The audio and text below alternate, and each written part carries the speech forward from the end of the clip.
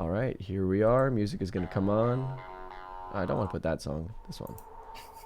There we go. So you should see the live stream coming up. I am going to go to. Hey, everybody. I'm here with my friend Steven Zapata, and we are going to be doing some Hi, sketching everyone. today.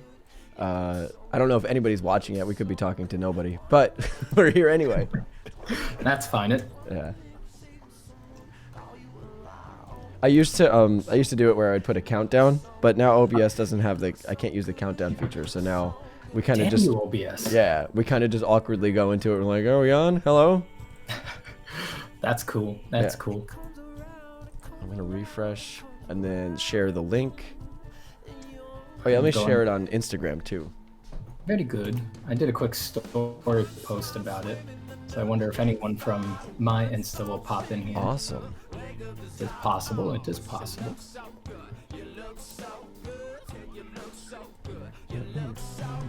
Hello, hello, people. Hey, everyone. What's up? So let me make sure I'm all good here. I'm muted. I'm going to try to save my internet bandwidth by pausing the feed of that. Yeah. Seems good. All right. Cool. So Steve is warming up. I'm gonna be doing more 100 expressions challenge, which is killing my hands. Excellent. Good feeling to have. Yeah. When you're done, for sure. I realized, like, as I've been doing this, I'm like, wow, I have not been drawing faces with expressions, and they all look so boring now to me. Really? Yeah. Well, that's good. That's a sign Yeah. of improvement. Yeah, well, I'm enjoying the heads with all the expressions, but the ones that I've done before, I'm like, yeah, those look awful. No, that's the growing pains. That's the joyous growing pains right Yeah. there. All right, let me That was great. do one of these little things. What we're listening to right now is Envy on the Coast. I don't know if you ever heard of them, but they were like an emo band back in the day, but they just put out some new stuff. It's awesome, and we're gonna have the guitarist on soon on the Oh, podcast. really? Yeah. That's awesome. I used to work with them because the guitarist works at this music venue, and he does like sound and visual stuff there. And yeah, so I got to know him there, and we were writing some music together. And he's one of the funniest people that I've ever met. That's awesome. I just want to state again how happy I am and how cool I think it is that you are integrating your love of music Thank you. into Yeah, your online presence, man. thanks. I try to I'm trying to cater the audience to what was I say? It was people that listen to metal, like art, and are also really into hockey. That's what I'm trying to trying to build an audience that's exactly like me. I think that's the best thing you could do. Yeah, that That way. is the best thing you can do. There we go. Okay. Awesome. Now it's posted on Instagrams. It's cross-posted, my dude. Oh, awesome. Cool. All right, let's get started on my end. I'm sitting here being a lazy bones. Hey, what's up? People say. Nothing. I'm here with my friend Steve. We're sketching. He's sketching some really cool stuff. I'm sitting here doing nothing. James has a great backlog of great things already sketched. Oh, I thank mean, you. look at that sheet, man. You would never think that you were like just diving into expressions now. I realized I just never did it. It's- Yeah. um, It seems to me like you found something you had a knack for that you didn't even know was there. Thank you. Yeah, I'm really excited about it. I don't know. I'm always a bit afraid to make that transition, though, to doing things directly from my mind. I think it's kind of a crutch.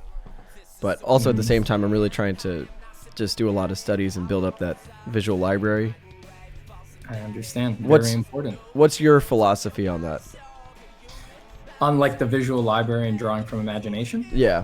stuff like that, I highly emphasize drawing from imagination in my practice.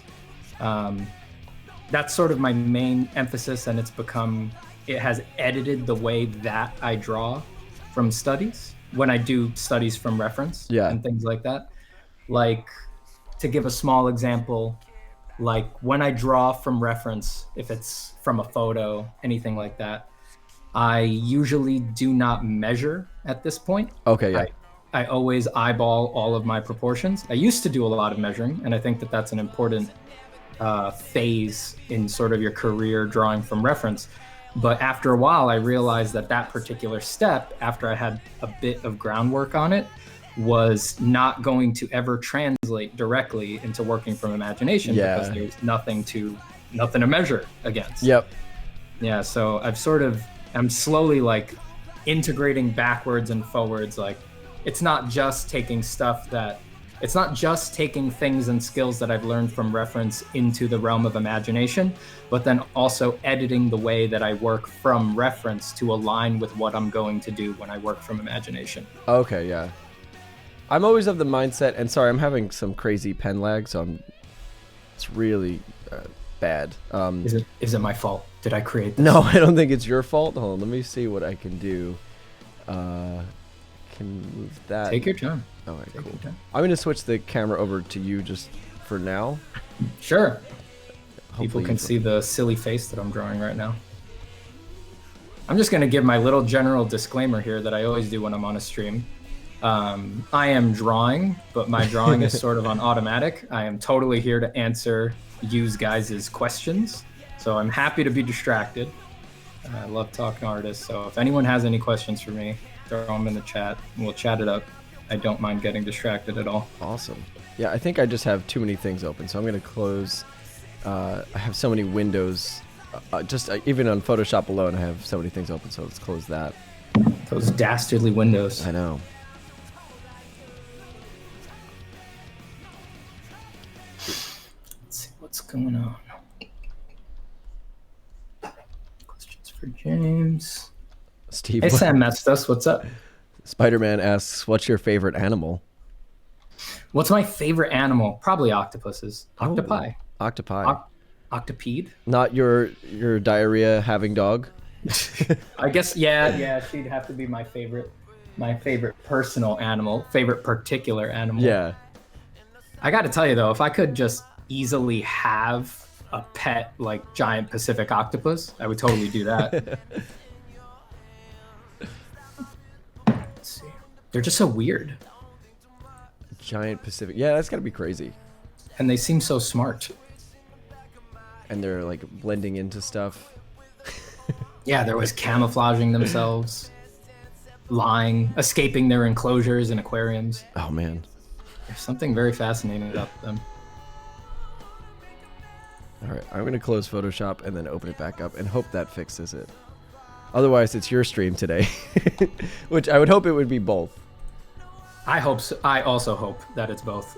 Yeah. With the amount of attention that I tend to give to like chat questions, it's like if I do it all on my own, there's going to be a lot of pauses. Oh man, Eric just gave us $20. Again, Eric came yesterday and donated $40. The chat donations have been ridiculous this month. Holy hell! What the? Thank you so much. That's incredible. Also, Eric, are you like rolling in it, dude? Did you invent the rubber band or something? Where is this coming Eric from? and Johnny V are the two big the Fat Cat donators. Johnny V came in. I think he donated $60, but he just did it over the course of the whole thing. That's amazing. I'm stoked. Favorite now drawing book.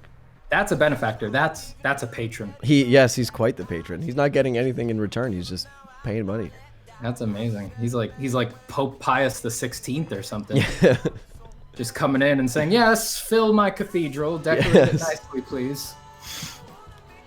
Someone right above that incredible donation says, "Hey, Steve, how do you feel about dwarves?" How do I feel about dwarves? Oh my god. Oh, okay. That's my former mentor or mentee, and we had a running joke that I was racist towards dwarves. Oh my god. It's not true, but he will. No, I'm not at all. I think something happened where I drew a character too small, and I said, "Oh, they're incorrect" or something. And then it went on, and then I kind of like fed into the joke by making it worse. As you do. Yeah. All right. Let's see if I can do. I'm just gonna try to live with this delay, although it's gonna be very annoying for me. For the record, I love dwarves and they love me. Wow, that's awesome. Yeah, I've heard. Yeah, I've had like many dwarves be like, "Whoa, Steven, he's the best, awesome," and I'm like, "Hey, I love you guys too. That's great." And then adventures, tavern, inn, magical sword, Oh, forlorn yeah. village, etc., etc. The whole deal. Eric says my dad is the CEO of butt plugs. Just Okay, yeah, you'll have $60-20 to throw around. Yeah, just the Whenever you CEO want. of butt plugs, not a particular butt plug making company, just of all of them. He's got the patent. Yeah, good for all him. all the companies that make butt plugs actually have to license it from him. That's amazing. It's kind of a strange career he found for himself. But it works. Yeah. It works. It works for him. You know what's Can't one? knock it. Oh man, I might have to restart this whole thing because this delay is going so crazy. Or maybe It's totally messing you up. I might have to restart let me try restarting the Google Hangout. So you're All gonna right. disappear for just a second, and then we'll get back into the call. Okay. Should I just come back through the same link? Will you re-invite me with a new one? The same link. All right. All right, I'll be right back. All right, let's see if that fixes the delay. Okay, that did fix the delay in my tablet, so I would very much like to have Steve on, though, so hold on.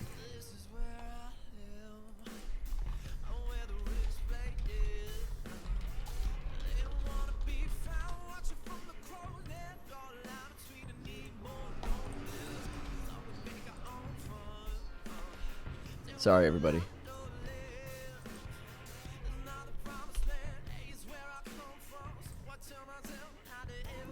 All right, welcome back.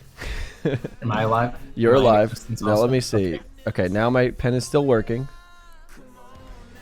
Okay, pen's still working now. See if you can do the share screen again. I'm not currently sharing it. I'm am I seeing just like a- I'm seeing your beautiful face. All right, so let me stop, and then I'm going to redo it. Screen. Yes, that screen. There we go. All right. Now, Quick time again. okay. Wow, why is it when you when you share your iPad it slows me down? That's really strange. Oh no. Wait. Hold on. This is insanity.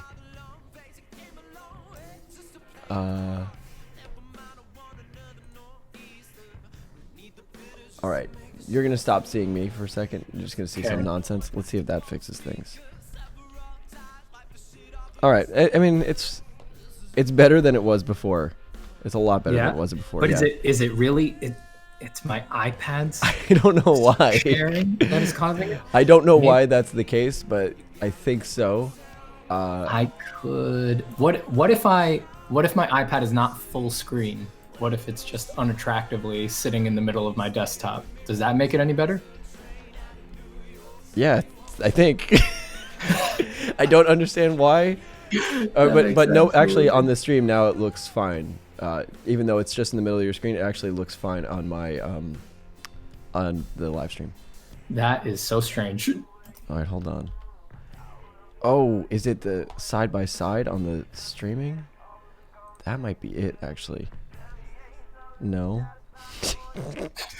These are things we should probably work out before we start streaming.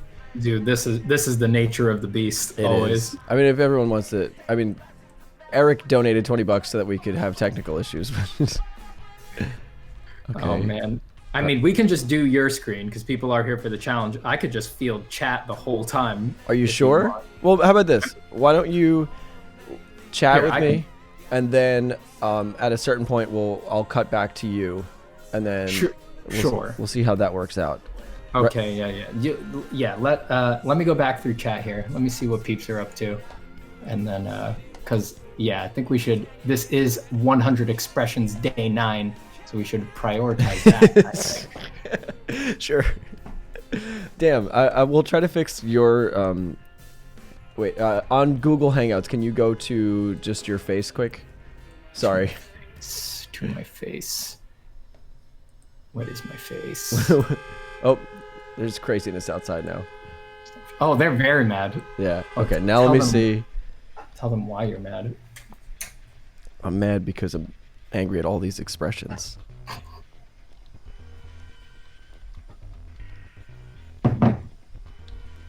This is so peculiar. Well, anyway, here you are. You can say hello to everybody. You're now going to be on the screen. Hello, hello. How are you?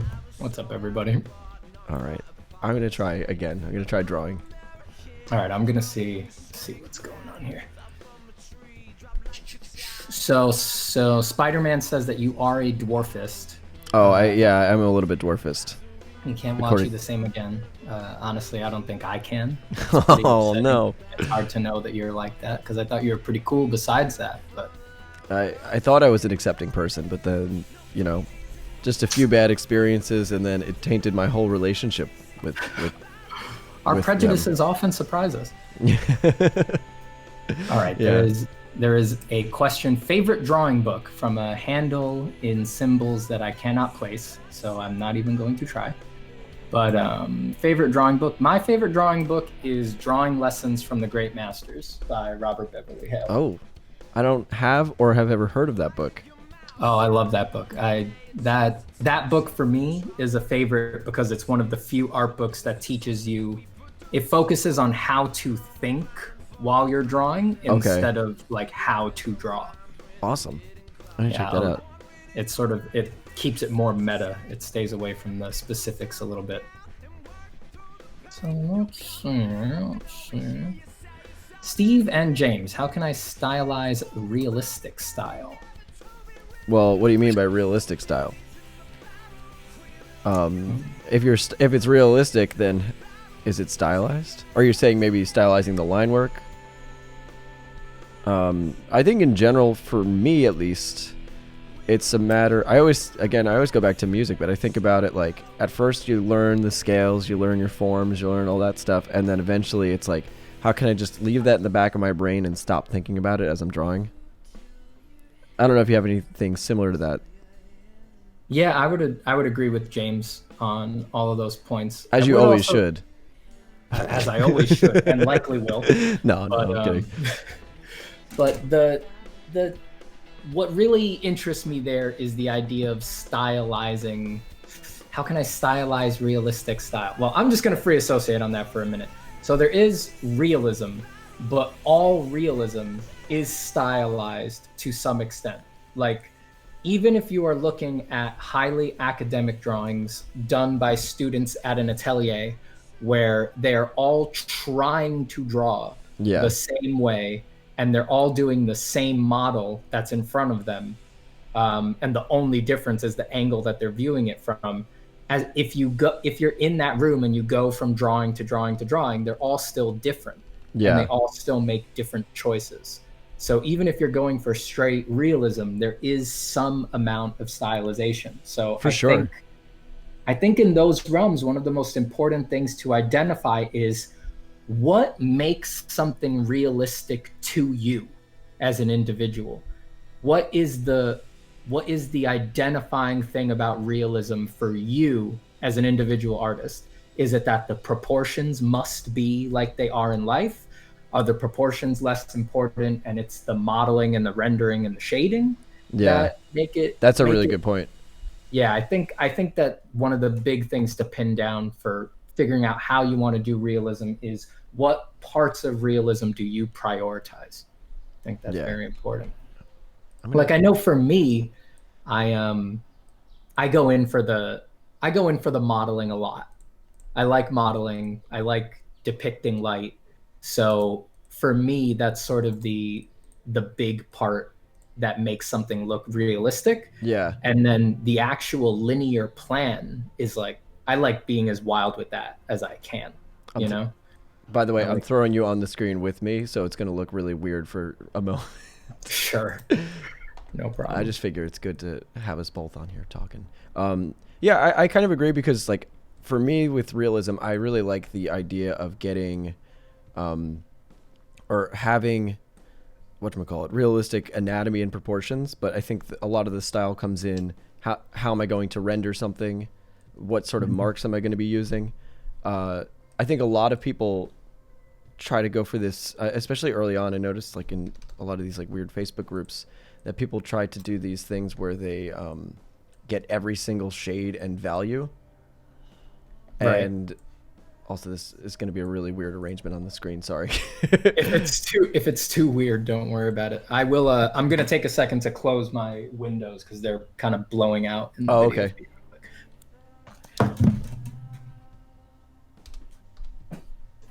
I think that works. Yeah, this is good.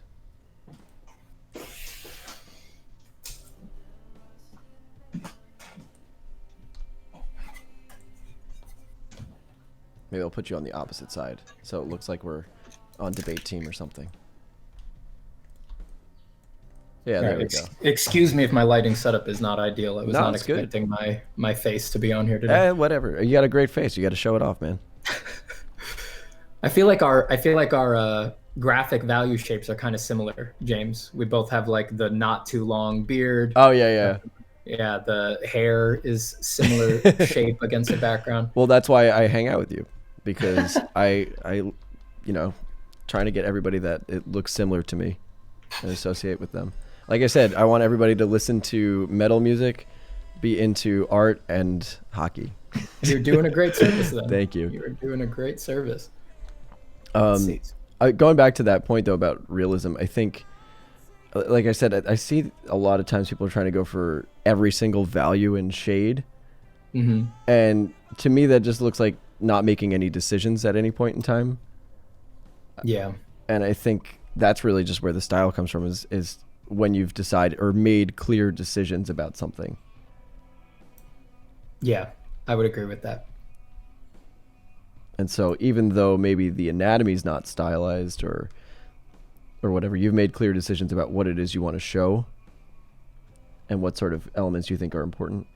Yeah, because that is the realm of design. That's where design lives. And people are hopelessly attracted to design. The choices are what makes something interesting. Yeah, and it sure. actually makes it, once you get comfortable making those choices in sort of a more extreme manner, it actually makes it easier to work. Yeah. Then you're not trying to juggle everything. You can actually work faster, work better, conserve some energy. I noticed with some of these, like, I was trying to do maybe just stylized proportions, and it was fun just going into it saying, okay, I'm going to do this, this, and this, and exaggerate this, and it just felt very free. But I went into it making a clear decision first, and then I didn't let the marks maybe dictate what I was going to do. I dictated, or I made the decision first and then followed it. That's the better way to do it, in my opinion. It's just, you can get into a groove better. You can hit the flow easier because instead of constantly being lost and always searching in the middle of it, you sort of throw the ball and then you just know it's going to get caught on the other side. Yeah, I think that's really the only big difference from, or not the only, obviously there's so many differences, but one of the big differences as you get better and do this more is just feeling really confident in all of your decision making. There's something to that. Yeah, something big. Something very big. I think I saw someone ask a question for you. Let me see. Oh, the chat's getting far ahead of me now. All right. Yeah, that happens. Let's see if we can do some rapid fire here. Sure. Where are you geting your references from? Noah Bradley. He just put out an awesome reference pack. Use it for the challenge. You got till next Monday. With this pen delay that I'm having, it's going to take me till next year. It's really weird also drawing this way. It's like I kind of have to predict where the pen is going to go. Yeah, that's odd. Yeah, that's very I'm strange. not excited about it. But people do it with tablets all the time, so it is doable. That's true, yeah. One thing I actually did recently that I thought was a lot of fun was drawing purely with the mouse. Oh yeah, that's fun. And it was exciting because, and between talking to you and Ahmed, I've like really changed my process a bit. Like I was always way too concerned with draftsmanship. And I'm glad that I did spend the time doing that. But now that I've kind of taken that shackle off of my drawing, I think it's gotten a lot better. Oh, that's great, man. Yeah, and specifically, like, just the conversations I've had with Ahmed, You and Rob or Cynics have helped quite a bit. Yeah, because I mean, you've got the control. I mean, it's there. You know, you struggled for it, you fought for it. Like it is, you have to balance that out with the other side. You know, Yeah. a little bit of the juice, the looseness. I think whatever word people want to put on it. Yeah, I think for me, like I got so tied up with that being like my identity as an artist that it was really hard to kind of let go of that. Ah, right. See, the trick there is to completely let go of the identity of artist. Yeah, Just exactly. just let art be something you do, and damn the identity. You're just you. Yeah, that's a good point. And Like, I think, yeah, I just spent too much time thinking that way. And now that I'm not thinking that way, it's just the results are so much better. oh, I'm so happy to hear that, man. That is awesome. Let's see. Steven, what's your reaction when Ahmed showed your speech as president? Okay, so for anyone who doesn't know, on Ahmed Al-Douri's most recent podcast, I was on it, and he deigned that fool to post an entire clip of my speech that I gave to run for senior class president back in high school. And I was a completely different person. That person is dead and gone. I don't identify as that person anymore, but Med loves it. So he decided, oh, it's got to go in there. He always loved that damn clip. So how do I feel? Angry. Deeply angry. And Ahmed is very lucky that he's in Ohio, or else there would be repercussions. Oh, man. Did he post it after he got back to Ohio? Yes. Oh, yeah. I think he always had the plan. Yeah. He knew I can't do this around Steve. Yeah, that sly fox. He waited. I'll get him back when he least expects it. When he thinks he's safe. Yeah. Hey, Holdsworth Hands, what's up? I got to get you in one of my videos soon. Oh, I'd love to. If you want to be a character in one of the skits, or if you want to help out with the art. I would love to, man. The skits are actually always really fun to film too. You should join one of those. I'm down. Yeah. Skits are fun. I'm always down. I still haven't seen one. I keep intending to. Oh, you got to watch them. And I just haven't had time. There's a whole lore to it. I mean, pop me a link or a playlist so I can just like go through them. Yeah, they're not in every video, so I'll send you the ones that they're in. Okay. The most recent one was really intense. I got actors. You got actors. I did. Yeah, I got actors. You're going all the way. Yeah, we have Carly and I have been writing stuff for it, and there's going to be an epic war at the end. It's going to be a big thing, big production. Well, if there's going to be a war, I definitely want to throw my hat in the ring. Oh, for that. For sure, yeah. If there's going to be any kind of combat going on. I'm wondering. I kind of want to build up the channel to the point where the budget can support an actual, like, film crew. Oh, do it. Just for one video, but yeah. Go for it. Why not? I am sure your fandom will support you. They better keep donating on the live streams. See, that's $40 at a time. That's how I try to swindle them. I'm always like, yeah, if you guys really cared. That's classic manipulation. Yes, exactly. That's what I'm trying to do. Like a narcissistic dad or something. Yeah. If you really cared, you'd give me your money. So dark. That's horrible. Steven Zapata, I remember you. You were on an episode with Ahmed Al-Douri's channel. Yes, I was. I've been on a few of his podcasts, yeah. Maybe like 6 or something like that now. Were you ever with Bobby Chu? I have not been, but I watch a lot of Bobby Chu. He's great. Yeah, he's awesome. We had him on the podcast. I saw that one. Yeah, that was great. I feel like I didn't do a good job, but he was still cool to talk to. I remember liking the podcast, so you must have done a good job. Thank you. It's kind of weird with the podcast. Like, it's kind of hard to judge if it went well or not. For me, like, some of them I'll think it's going terribly, but then it's mostly just because I'm in my head thinking about, oh, what am I going to ask next, or what am I going to do? Right. And so maybe I didn't enjoy it at the time, but then it ended up, like, it'll be the one that I thought was the worst, and everyone's like, oh, that was the best. You know, sometimes like even drawings can be like that. You know, I mean, you ever put something out and you're like, this is terrible. Yeah. And then the reaction that comes back is everyone thinks that's like the best thing you did. Yeah. You're mystified. Yeah. The nature of what it is to present our work and make it is so different that it's kind of hard to correlate them directly. Are you about to shit? Oh no. You're about to shit. No, not Look me in the again. eyes. Look me in the eyes and tell me you're not going to poop. I I'm not gonna poop. I promise you. All right, I think she's okay. Go to bed. Go to fall asleep. Fall asleep. Fall asleep.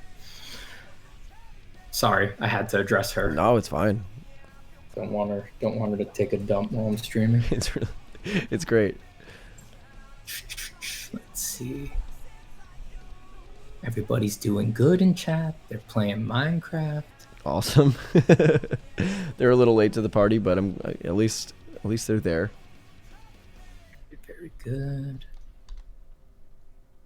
People are turning 14. Oh wow. People are turning 18. Some people are turning 27. Some people. Some people, maybe me. Is it it's not your birthday, is it? No, not Oh, yet. It's going to be in a month. that's exciting. Yeah. It's not, actually not even a month. It's my birthday's May 17th, so it's coming up. It's right around the corner. Yeah. I feel like now that I'm a little bit older, time just goes by too fast. It does. It's kind of sad. Days are like nothing now. Yeah. Whole single days are just they barely amount to Yeah. anything. I remember when I was young, I was like, oh, there's 3 days till this thing happens, and now it's like, oh yeah, I'll do that in a year or something. Like, Which makes sense because you've only lived like a few thousand days at that point. when Yeah. you're little. So they just seem so big. I heard something about that, how your perception of time is based on the ratio of how long you've lived in terms of, like each day, the days don't get longer, but the ratio of how big they are in comparison to the entirety of your life constantly decreases. I'd believe it. Yeah, and so I mean, it makes perfect sense. it does. As far as I can tell. Yeah, so your perception of time is more logarithmic than linear. Logarithms. Yeah, little mathematics. That is where I stopped math. Oh, okay. I remember logs specifically. That was the point where I was like, You're like, okay, all right, I'm done with this. I found my limit. This is where Oh shit. Steven tunes out. The limit as x approaches infinity. Oh, Oh, I wish I could. I wish I had the cognitive ability to make a joke like that. sorry. I have too many math people in my life. It's not too many. They're great, but That's a beautiful thing. That is a beautiful thing as far as I'm concerned. speaking of the podcast, I'm reading this one just because it's a compliment. James makes one of the best, if not the best podcast. Oh, thank you. Oh, I've been trying to get people over to that other channel, so he's helping promote for me. Oh, that's good. That's good. Support. Helping. Yeah. All right, let's. Guys, should I draw traditional or digital right now? I'll flip a coin for this person in chat. Or I'll flip my pen. It's traditional. You got to go traditional. Gotta do traditional. You flipped your pen. I was like, if the cap is on the left, it's traditional. If the cap is on the right, it's digital. Okay. That's a good way. Good decision making. Yeah, you'll notice I just flipped the camera by accident a bunch. Do you know Noah Bradley by any chance? Do I know Noah Bradley? Yes. Not personally. No. Oh, okay. I'm definitely familiar with him, but Okay. I've never had the pleasure of meeting him. I was unfamiliar with him, and then I was like, oh, that looks like a cool reference pack, and obviously I stole the idea of doing the challenge thing from Ahmed, and I was like, that seems like a good thing that I'm not very good at, so let's do it. And then I think we're gonna do something where, if he puts out some more anatomical reference packs, I'm gonna help promote them here on the channel and stuff. Awesome. That is very good. That's synergy. Yeah, he's cool though. I mean, I just saw he did some oil painting that sold for like almost 10 grand. Oh, fuck yeah. That's awesome. Good for you, dude. Noah, if you're out there, good for you, man. That's dope. What was it a oil painting of? I don't instead know. of sheer I curiosity? actually don't know. I didn't happen to catch it. It was just some Instagram story. It looked really awesome from afar, though. That's what you want for an oil painting. Yes. It's got to have that punch. If it doesn't, then that's a shame, and I'm sorry that he wasted all those oils. I think that was something I realized too, really quickly, is that not oils, but just if it doesn't look good from afar, it's not gonna look any better up close. So you always have to make sure it looks good from far away. Yeah, you need that read from across the room. It's got to hold together in the basic shapes. That's what I tell people when they look at me in real life. I'm like, nah, I'm much better looking from far away. Just stand back. Or just squint. Squint really hard. Just See nothing but hair and beard. Hey, Kat, what's up? Good to see you in chat, Kat. Gaming Poo says, my mom is sleeping. All right, creep. Oh, boy. Oh, if you could, Steve, make sure that you insult my audience as much as you can. Oh, thank you for giving me permission. Yeah, please. I was waiting for that. I refer to them as the virgins. So As virgins? yeah, well, they keep, specifically Gaming Poo, every time Carly comes in the room, he's like, oh, I wish I had a girlfriend. Oh, I wish I had a girlfriend. So I've been Oh, Just dude, that's exactly why you don't have a girlfriend. That's great. So yeah, so I've been taking to insulting him specifically and some of the other ones, and just referring to them generally as the virgins. Oh, that's nice. I'm trying to build like one of those fan bases, like Lady Gaga has the monsters or whatever. Beyonce's got the Beehive. PewDiePie's got the 9-year-old army, and I have the virgins. The virgins. God. Well, you know, there's nothing says more about the strength and cohesion of a friend group than when it has devolved entirely into shit talk. Yes. That just means you guys are very comfortable with each other. We're close now. That's great. So your mom is sleeping. Do you have any idea what she's dreaming about? Whoa. Have you ever thought what might be going on in your mother's subconscious? You don't know. Any guess? What's she dreaming about, man? You got to figure it out. If you don't know, ask her when she wakes up. And then draw it. And then draw it. And then tell people, like, this is a drawing of my mother's dream. And that'll go over well. Yeah. Eric Stewart, you are not a virgin. You've actually surpassed because you donated money. So you are now officially a playa. That is the next. That's the next step. Oh my God. That's the next step in progression as you go from virgin to playa. And unless you have a better term for that, Steve, I don't know.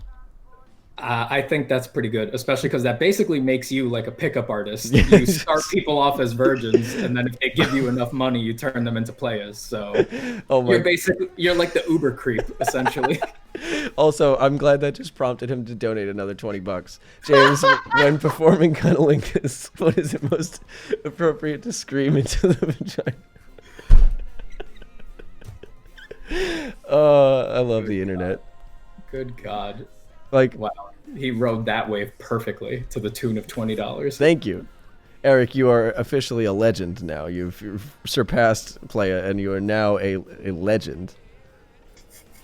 Wow. Eric, you're not giving me any money, so I can call you out for being the conniving bastard. How about this? Since you've helped me today, Steve, I will treat you to we'll profit share, and I'll just treat you to like $20 of food. Okay, man. I'll hold you to that when we hang out. For sure. I might give you a pass and just let it be one slice of pizza. Yeah, there we go. Eric responded then, "Fuck you, don't pander." Wow, that's harsh. Well, that's all right. He can say whatever he wants. He's paying for it. Yeah. I think that's probably the terms of the engagement there. Yeah, there we go. For sure. That's funny. Gaming Poo asked Steven, how do you approach talking to a girl? See what I'm saying?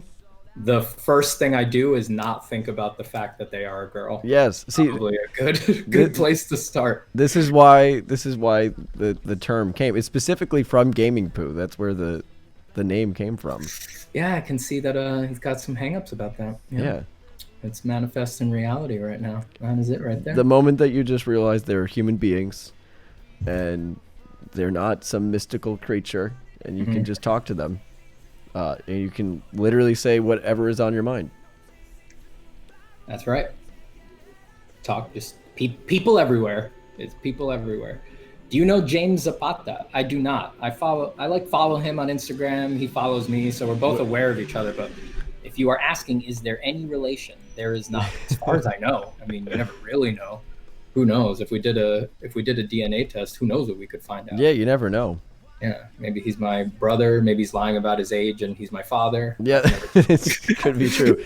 And we don't even know about alternate universes. Also, Oh yeah, we haven't we even. could be in some weird membrane flex where we've just crossed points, and James Zapata is this awful doppelganger that's just waiting to kill me someday.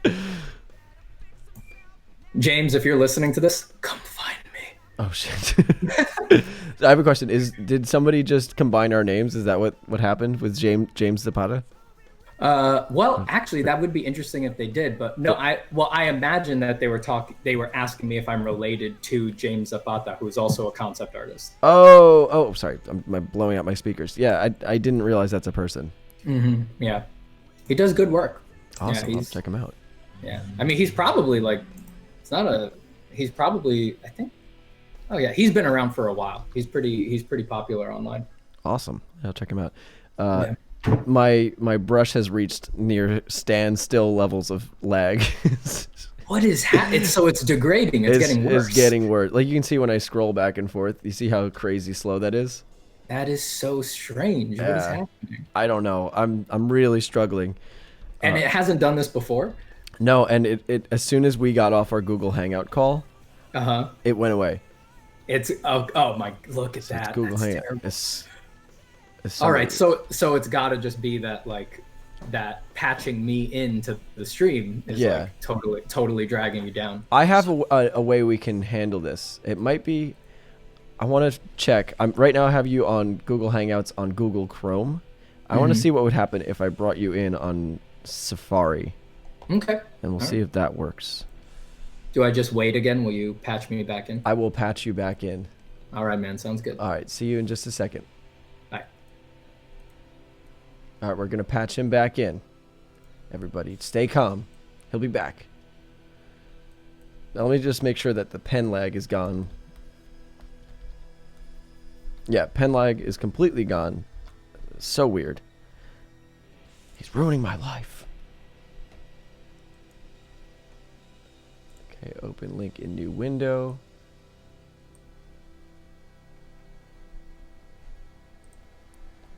Okay, Steve, can I hear you? I can't hear you. I don't know if you're saying anything or not. I'm not. Can you hear me now? Oh, okay, now I can hear you. Okay. I'm back. I just couldn't hear you because you weren't talking. Okay, that makes sense. Now let me check to see if pen lag is there. No, it's not there. That's amazing. Okay, now there's not we're not done yet though. We're not out of the woods yet. So, there's a little bit of lag. It's coming back. But let's see if I can live with. But now it really started happening when I did the window capture. So maybe I can do, as opposed to window capture, maybe I'll do. I can just keep being a disembodied voice also. I can just try to be more interesting to make up for the fact that my face is not around. If you want to try that, let's try that for now. Okay. All right. Let's see. All right. I'll start giving really weird answers to people's questions. There you go. Yes, you have to be really interesting. You have to make up for it. Oh, there's that lag again. I can also do my classic technique at parties when I meet new people, which is just tell them secrets about myself until they like me. Okay, that's a good one. Just give it all away. Let's see. All right, so right now chat is mostly people crucifying each other. Okay, great. Yeah, calling each other virgins. You're a creep. Okay, thanks. Someone wants to know what resolution your canvas is. Too big, probably, and that might also be contributing to the lag. I'm going to guess 50K across. I don't know. Let's find out. It is 3,701 pixels wide. It's not so bad. Yeah, not enough to create epic pen lag. Yeah, I would think not. It's got to be other stuff.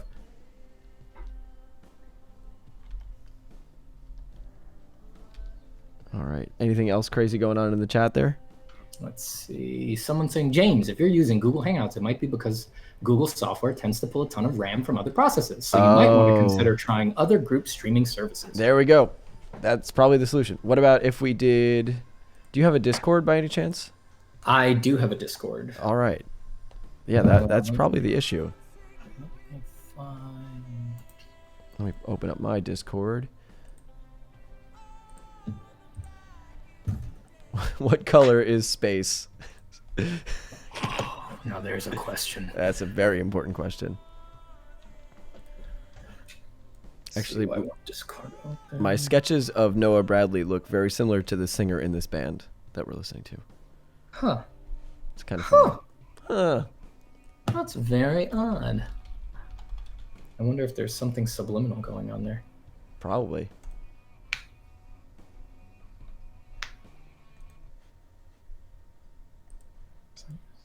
Our Milky Way is actually the color of coffee with milk in it. Speaking of which, I have coffee I should drink. Oh, no, I don't have coffee. Shit. I ran out. No. No. All right. So once you get Discord open, you let me know. And then... Okay, I got to find out what my actual username on Discord is again. Okay. Yes. Okay.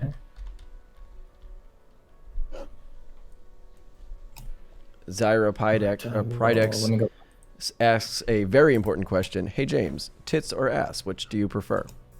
I'm going to say the latter. And we'll leave it at that. I think that's probably what they were looking for. Yeah, probably. I mean, that answered their question entirely still. What about you? Or do you... I think they're highly satisfied. Or do you plead the fifth? Hold up. Oh, God. Well, right now I'm concerned with ass because my dog is shitting on the floor. Oh, no. Okay, why don't you handle that? Yeah. Give me... I'm sorry. Give me 1 minute. No, message me on Facebook and we'll handle the Discord situation. Yes, I will clean this up and then I will send you my handle. Okay. I'll be back cool. in a couple minutes. All right, see you in a second. Well, yeah, nice. Okay. That's exciting. Let's see if this works now. Okay, pen lag is completely gone. So whoever said whoever mentioned the whatchamacallit, the Google Hangouts was very accurate.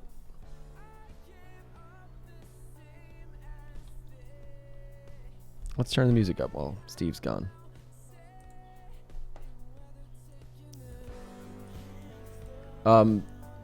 He's a great artist, by the way. You guys really should check out his work if you haven't. Steven Zapata art on Instagram. He's amazing. It's like next level good stuff.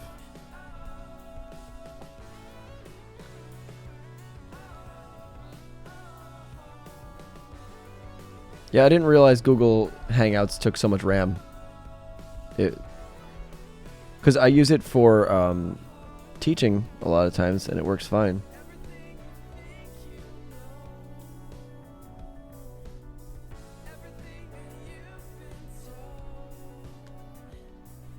You find that streaming on YouTube is better than Twitch? For me, it is because I have a YouTube audience. So yes, it wasn't for a little bit because of I couldn't get that join feature. So I was trying out Twitch to see if I could do that, but now that I have the join feature, there's no reason for me to stream over on Twitch.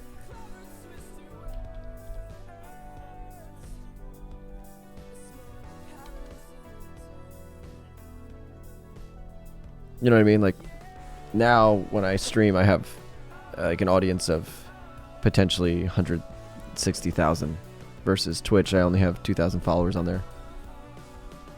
Granted, not that many people are showing up, obviously.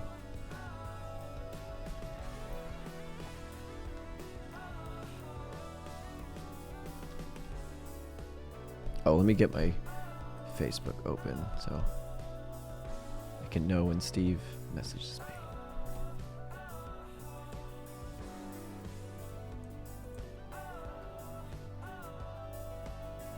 James gives Koala credits for helping you. Awesome. Masculine Procos, angry Procos, spicy Procos. If Proco gives me a reference pack of his face, I'll draw it as well.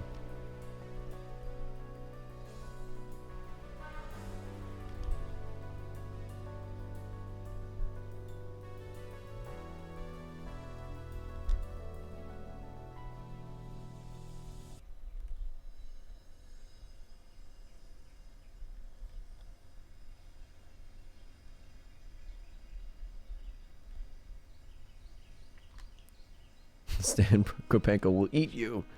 He forgot annoyed Broko.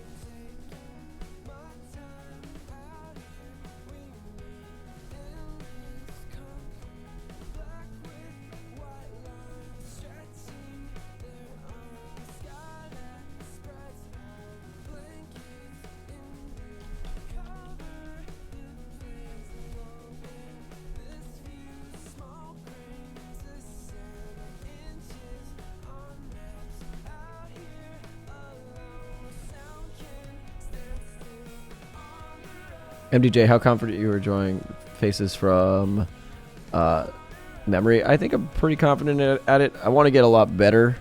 That's part of what I'm doing here. The follow-up will be trying to do this from imagination.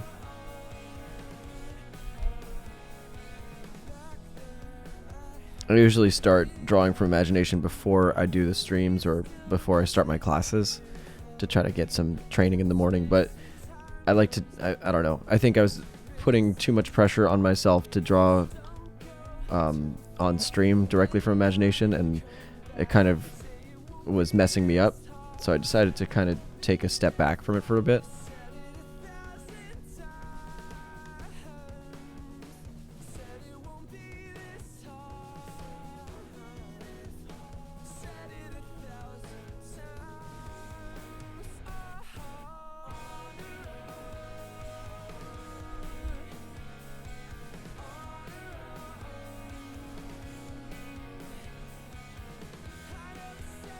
Do I do any work for entertainment? No, I think I'm.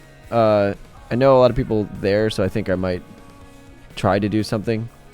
I just have to. I have to make a design portfolio if I want to do that, though.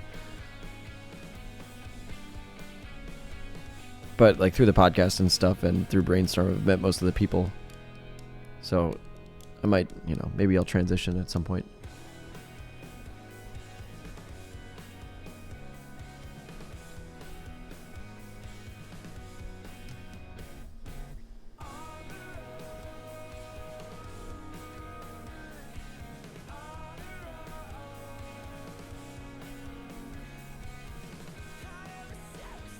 The stream will go up in Modern Day Flames. I don't know what you're talking about, Annoyed Zebra.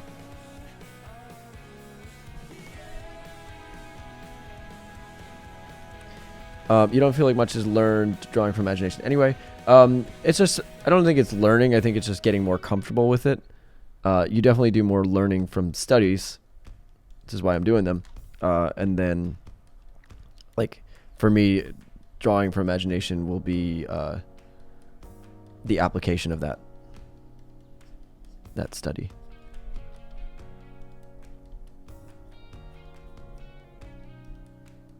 Okay. Shut up. Oh my god.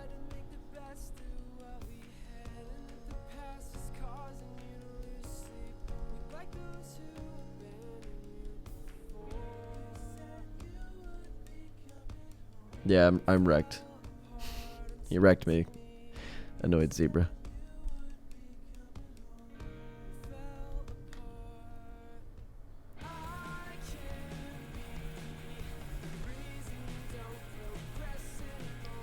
Thanks, Alyssa.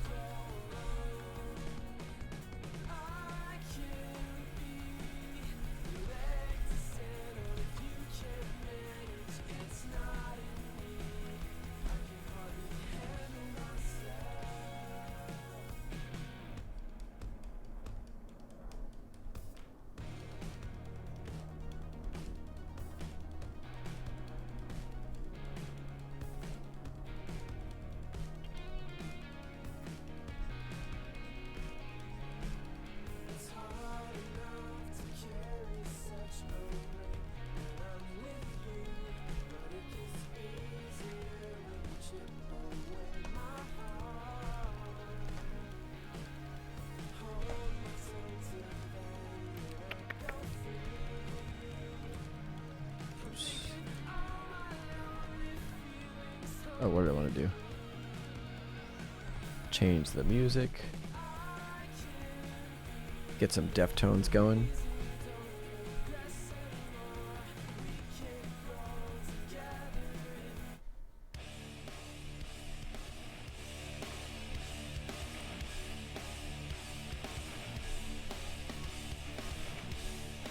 Why is his name Broco Banco? Why is anyone's name anything?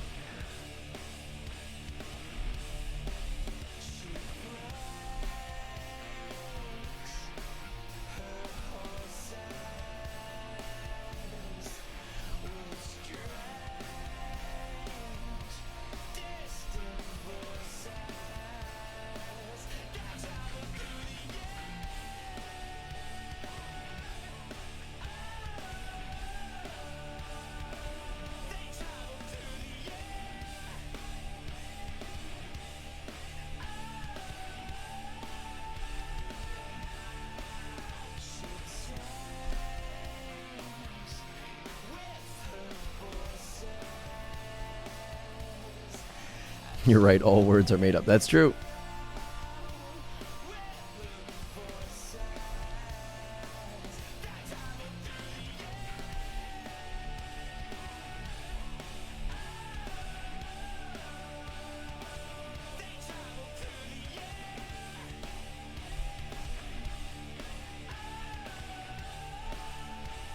Where's Steven Zapata? He is coming back. We have to get him in via another calling service because Google Hangouts was taking up way too much RAM. Also, his dog just took a massive dump so on the floor, so we had to handle that first. He was just here before, though.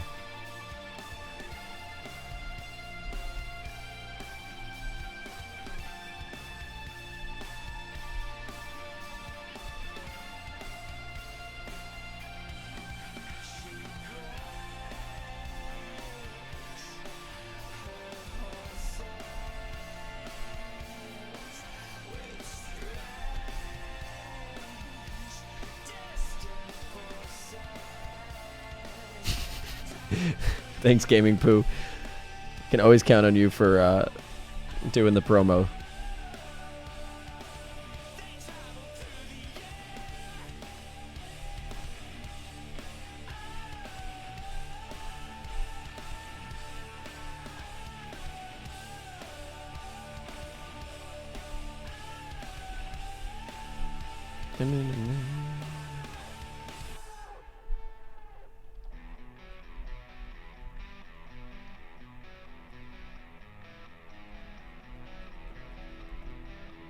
Actually, I don't know if I should do this, but Gaming Poo, if I made you a moderator, you could then post the links. Can I trust you to be a moderator?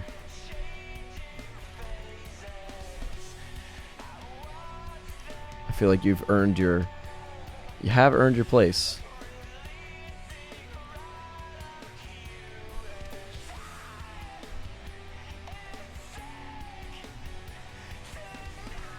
I don't know. Well, it's not really a hard job.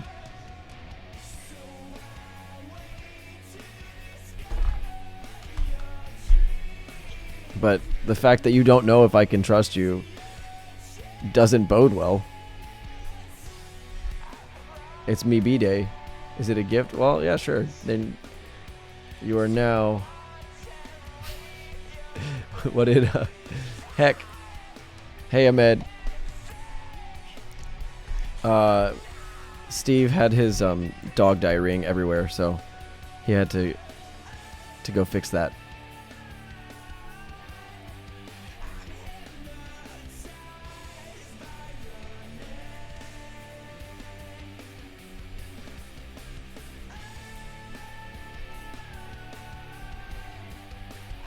It's a doggy diarrhea day because my dog also had diarrhea.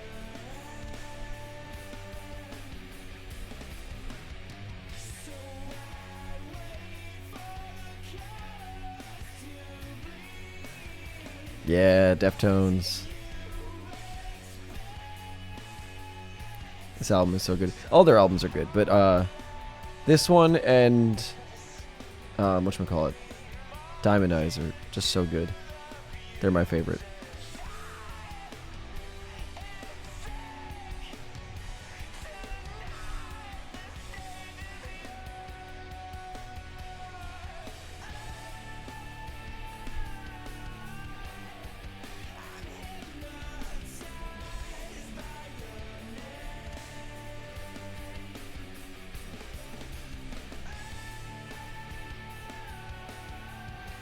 Oh, so we might have Steve back. Do you have more favorite bands that are like Johnny Booth? I'm trying to think. Knocked Loose, kind of, although their singer's kind of like shrieky in terms of his vocals. Hold on. Okay, how do I add friends on Discord?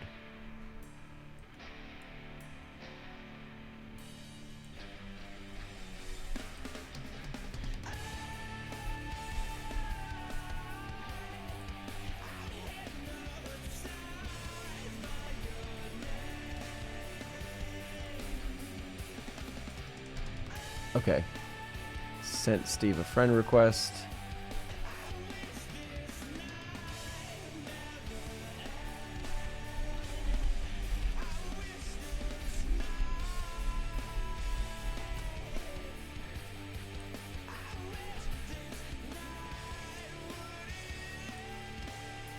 Okay.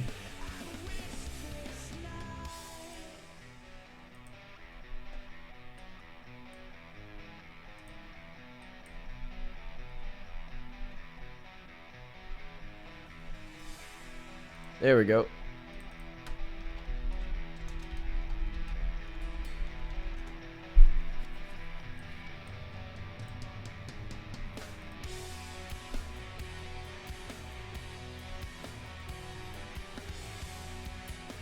There we go. Okay, now let's see if this works.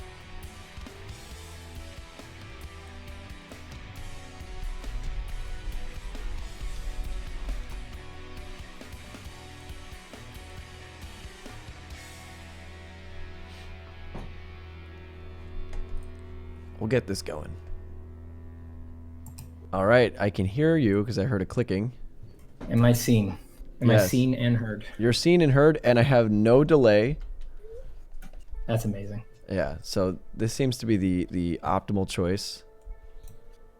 And now maybe I can do this. Oh man. How was your doggy diarrhea time?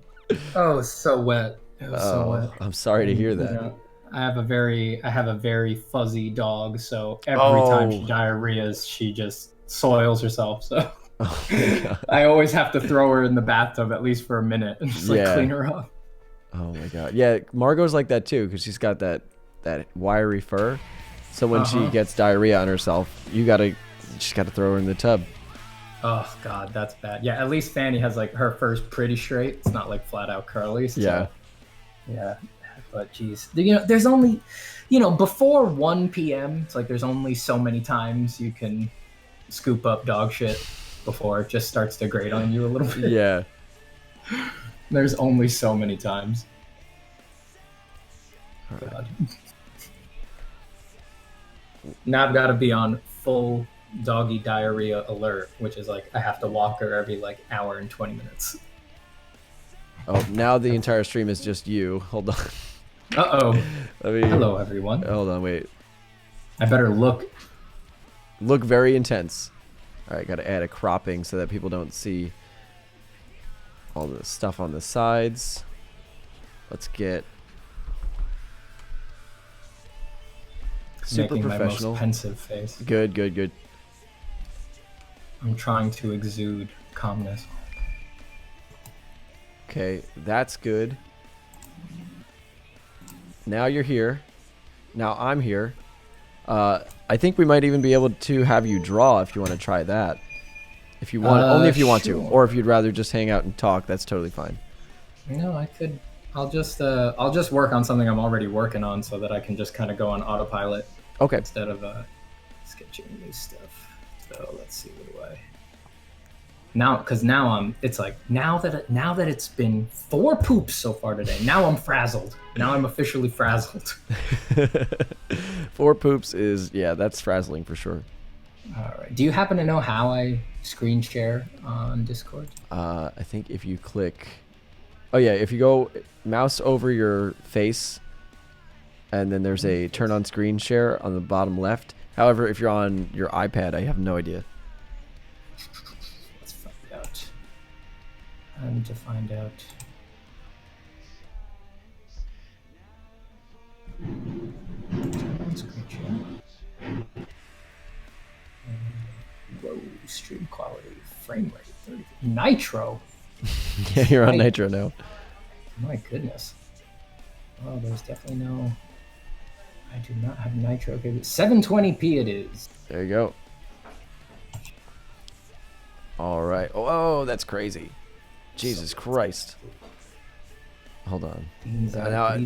Crazy. Let's see if I can make this full screen instead of having my desktop. Maybe now this won't completely tank your stream.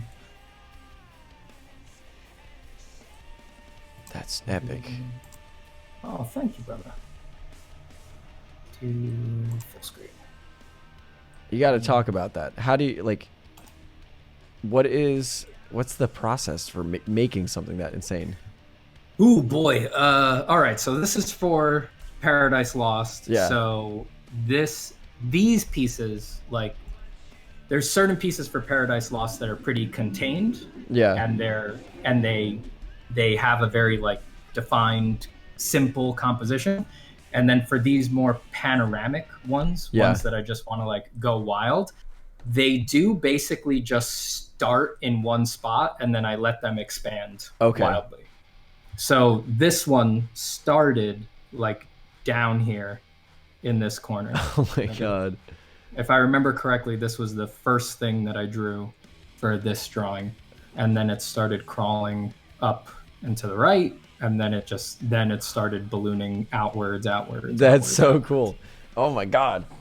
Yeah, that's, because that's one of the big things that you can do with digital that you really can't do with traditional unless you're like taping extra paper onto your drawings. That's kind of the question I was going to ask. Like, how, not necessarily how different, but like how, I don't know. It's just like, yeah, if you were to do this traditionally, you'd have to like get a giant canvas or, I don't know. Huge. Yeah.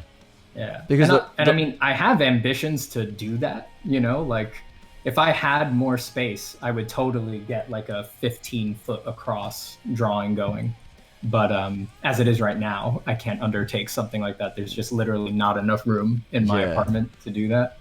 Oh, it's so cool though. It's so awesome. Yeah, can you zoom in on a couple of those things, like the monster in the bottom right? Sure. What's happening there?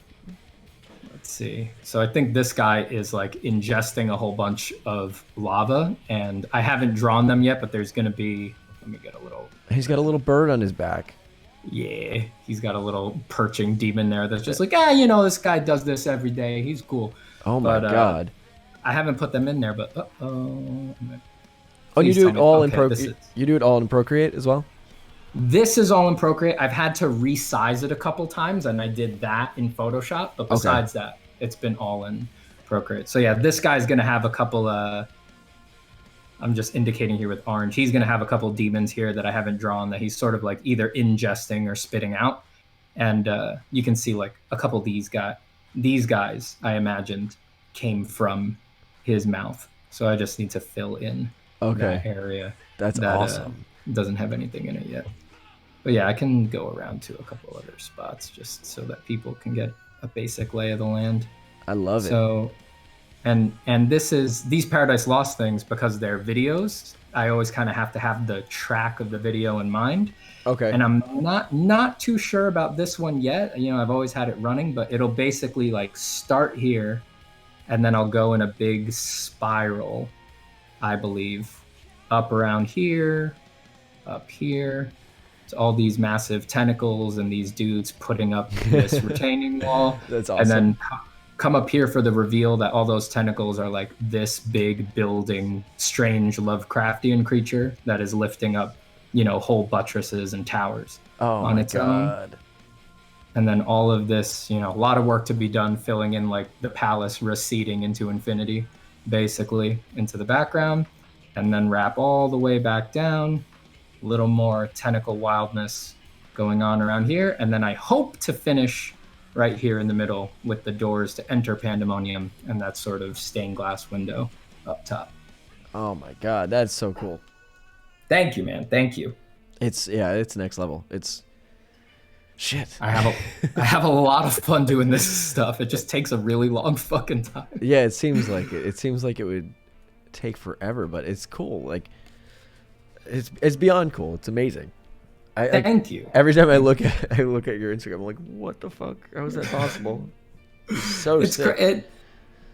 Sorry, what were you saying? No, it's just so sick. It's awesome. It's so the story is just amazing, and just I don't know anything about Paradise Lost. I just looking at it though, it's incredible.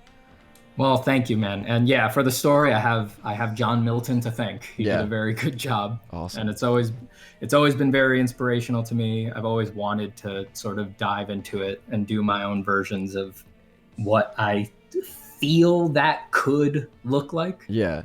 So is this all just personal, or is this is it client work that you're doing, or? No, this is all personal. Awesome. So one of the reasons that I undertook this was because I found that whenever I wasn't working for clients, I was investing all of this time into doing all of these drawings, but they weren't all aligning towards one specific thing. Yeah. And that was good for a while. That's a great way to get mileage and to try out new things. But then I just naturally reached this point where I was like, I think now I want to try funneling them into one thing. So I picked something huge that was very broad, but also aligned with kind of the stuff I draw naturally anyway. Awesome. I spent a long time like picking what I would do. Yeah.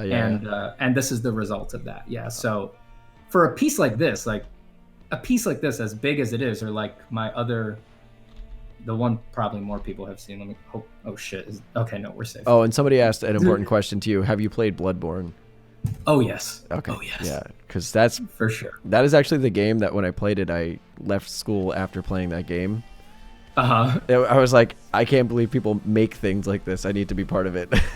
I think Bloodborne's a masterpiece. I really do. Yeah, it probably is my number one favorite game. Awesome. That I've played.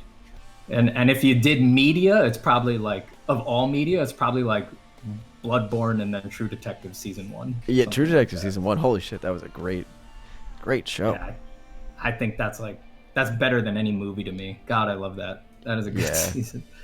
But yeah, these big pieces I'm putting up, a lot of people have seen this one. This is probably the one most people are familiar with from my Paradise Lost project.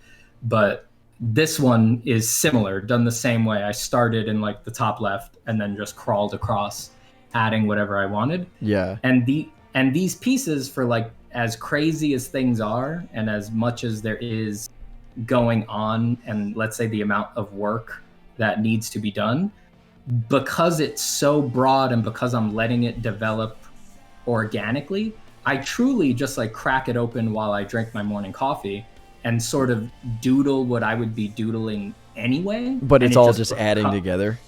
Yes, and it just becomes part of the piece. That's so cool.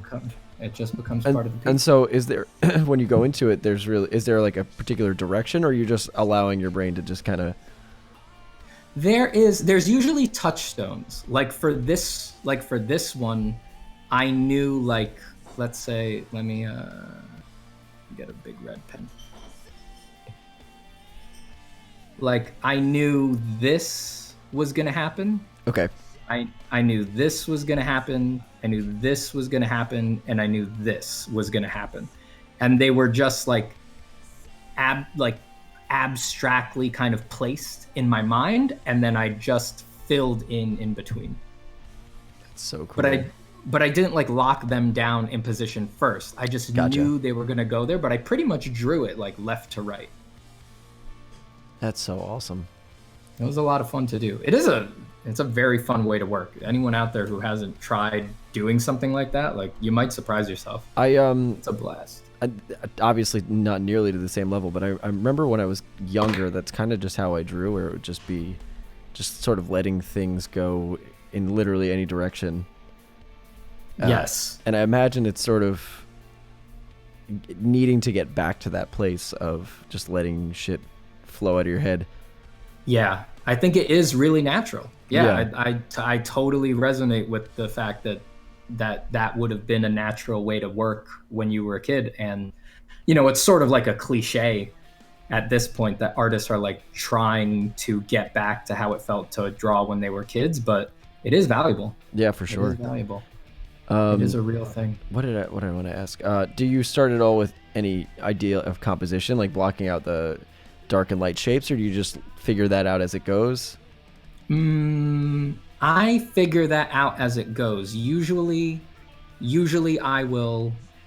Let me think about that. It's usually like I'll sketch in I think linearly first on most things. Okay. So I'll get that in first, and then before I develop it too far, I'll just basically slug in a value idea, like an overall Okay. value idea, and then I'll dive right back into the drawing. Awesome. So it sort of gets handled in the middle. I don't usually let it like drive what's going to happen. Cool.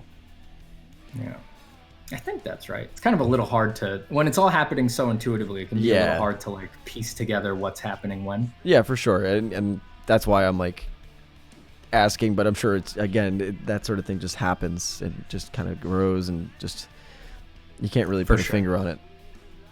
Yeah, it definitely does. Well, it really is a masterpiece, man. It's so cool. Thank you, man. I mean, I'm trying. Masterpiece is an interesting question. I try not to. Well, you gotta be looking at it and be like, oh no, this is fucking cool. Like, there's no way you're looking at that and not thinking, oh, this is badass. I'm sorry. There's definitely parts. I will allow you to do this, and there's no ego involved. It just is badass. It's you can't look at it and not think that. False humility aside, yes, there are parts that I'm like, let's say I feel surprised by them. I'm like, okay, that's better than I thought I could do. Yeah. There's definitely those, and those definitely do feel like, yeah, that's badass. But there's also other parts where I'm like, all right, I really maybe shouldn't have phoned it in so bad right there. Yeah. There's always that. Yeah. There's always that. No matter what. I can. The only really large projects that I've worked on are music, so I can think back to, like, if I'm listening to songs I've written or albums, I'll go, oh, this part is epic, and I'll really get into it. And when I'm writing music, it's just for whatever I want to be listening to. So I'm trying to write music that I would listen to anyway.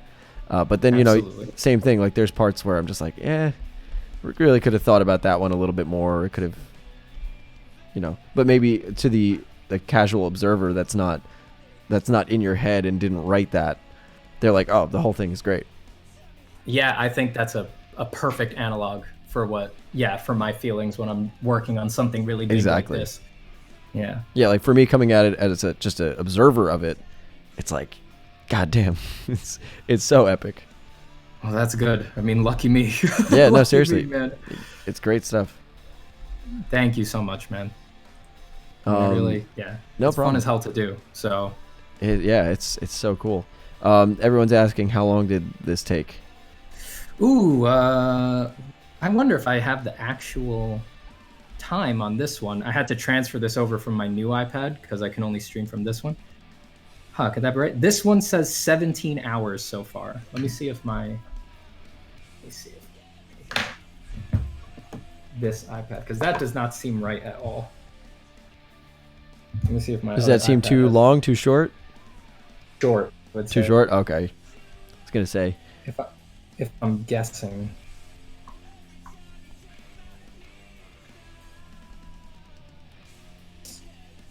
Huh. Oh, you know what?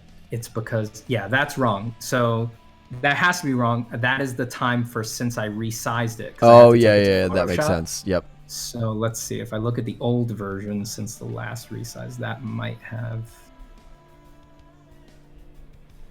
That's 16 hours too.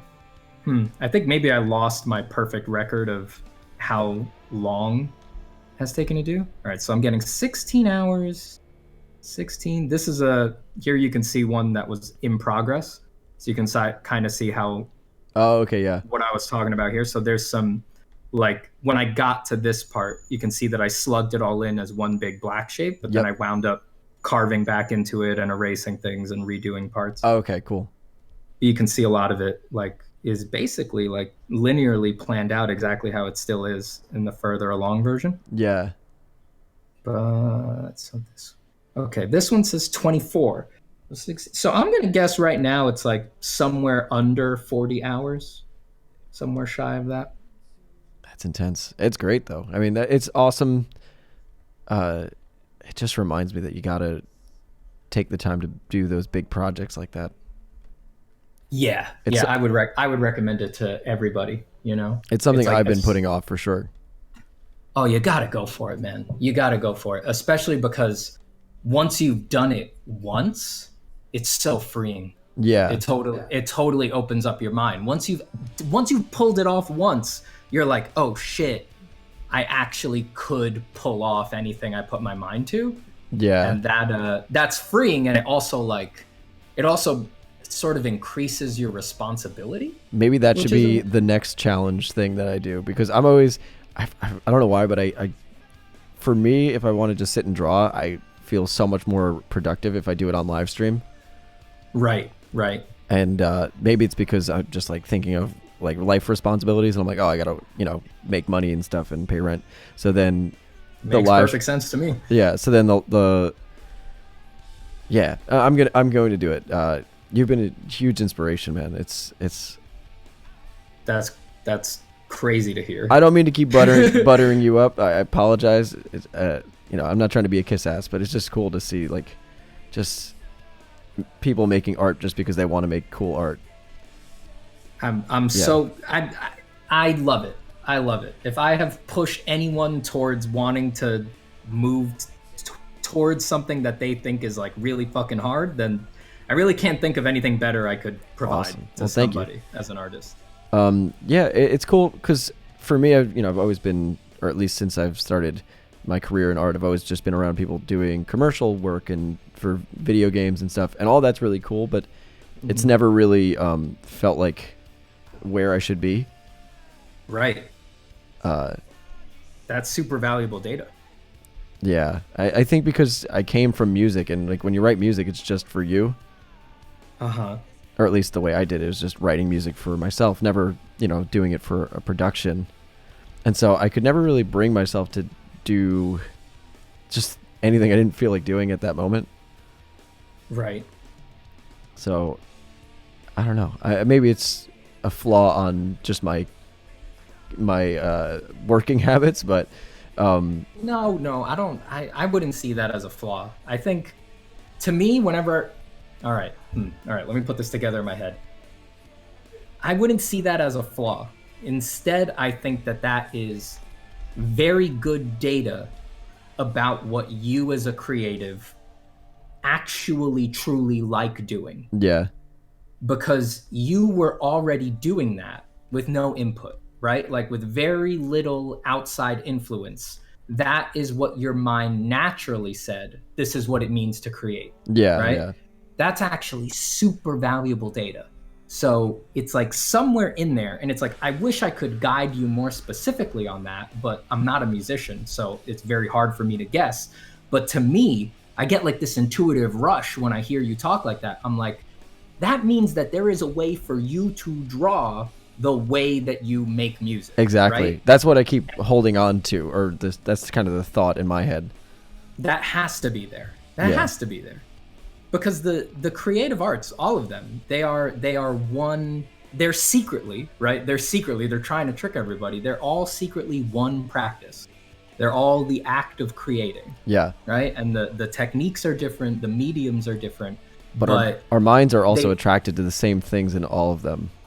Yes, that is key. I truly believe, and this like goes beyond art, but I truly believe that all of the things that your mind hooks onto, good or bad, it is doing it because your mind finds it interesting. Yeah. And the things that your mind doesn't find interesting, it's like it's already forgotten them.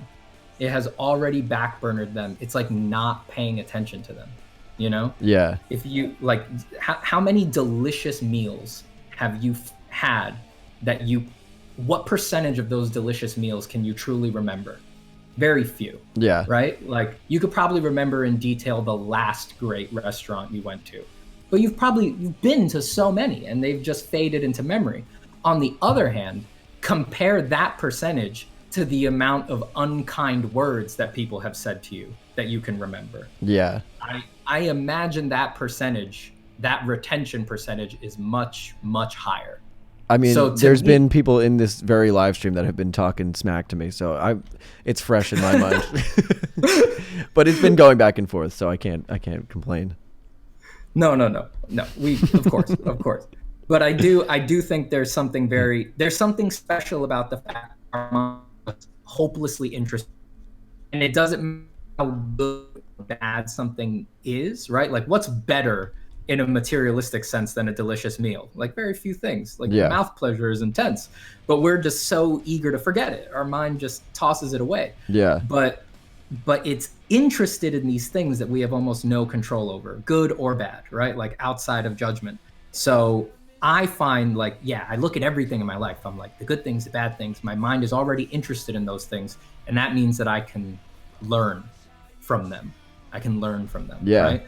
So to bring it back to you, it's like, I feel that you could really enhance your art practice if you sort of used the way that you experience music as a mirror for it. Yeah. But it doesn't just have to be, what do I love about making music, and then how do I do that in my art? You can also look at the flip side of the coin and you can say, well, what parts of music making do I find a little bit frustrating? And realize that you'll probably find those things frustrating in art too. And then you can cut those things off at the pass and sort of reevaluate their position in your art practice.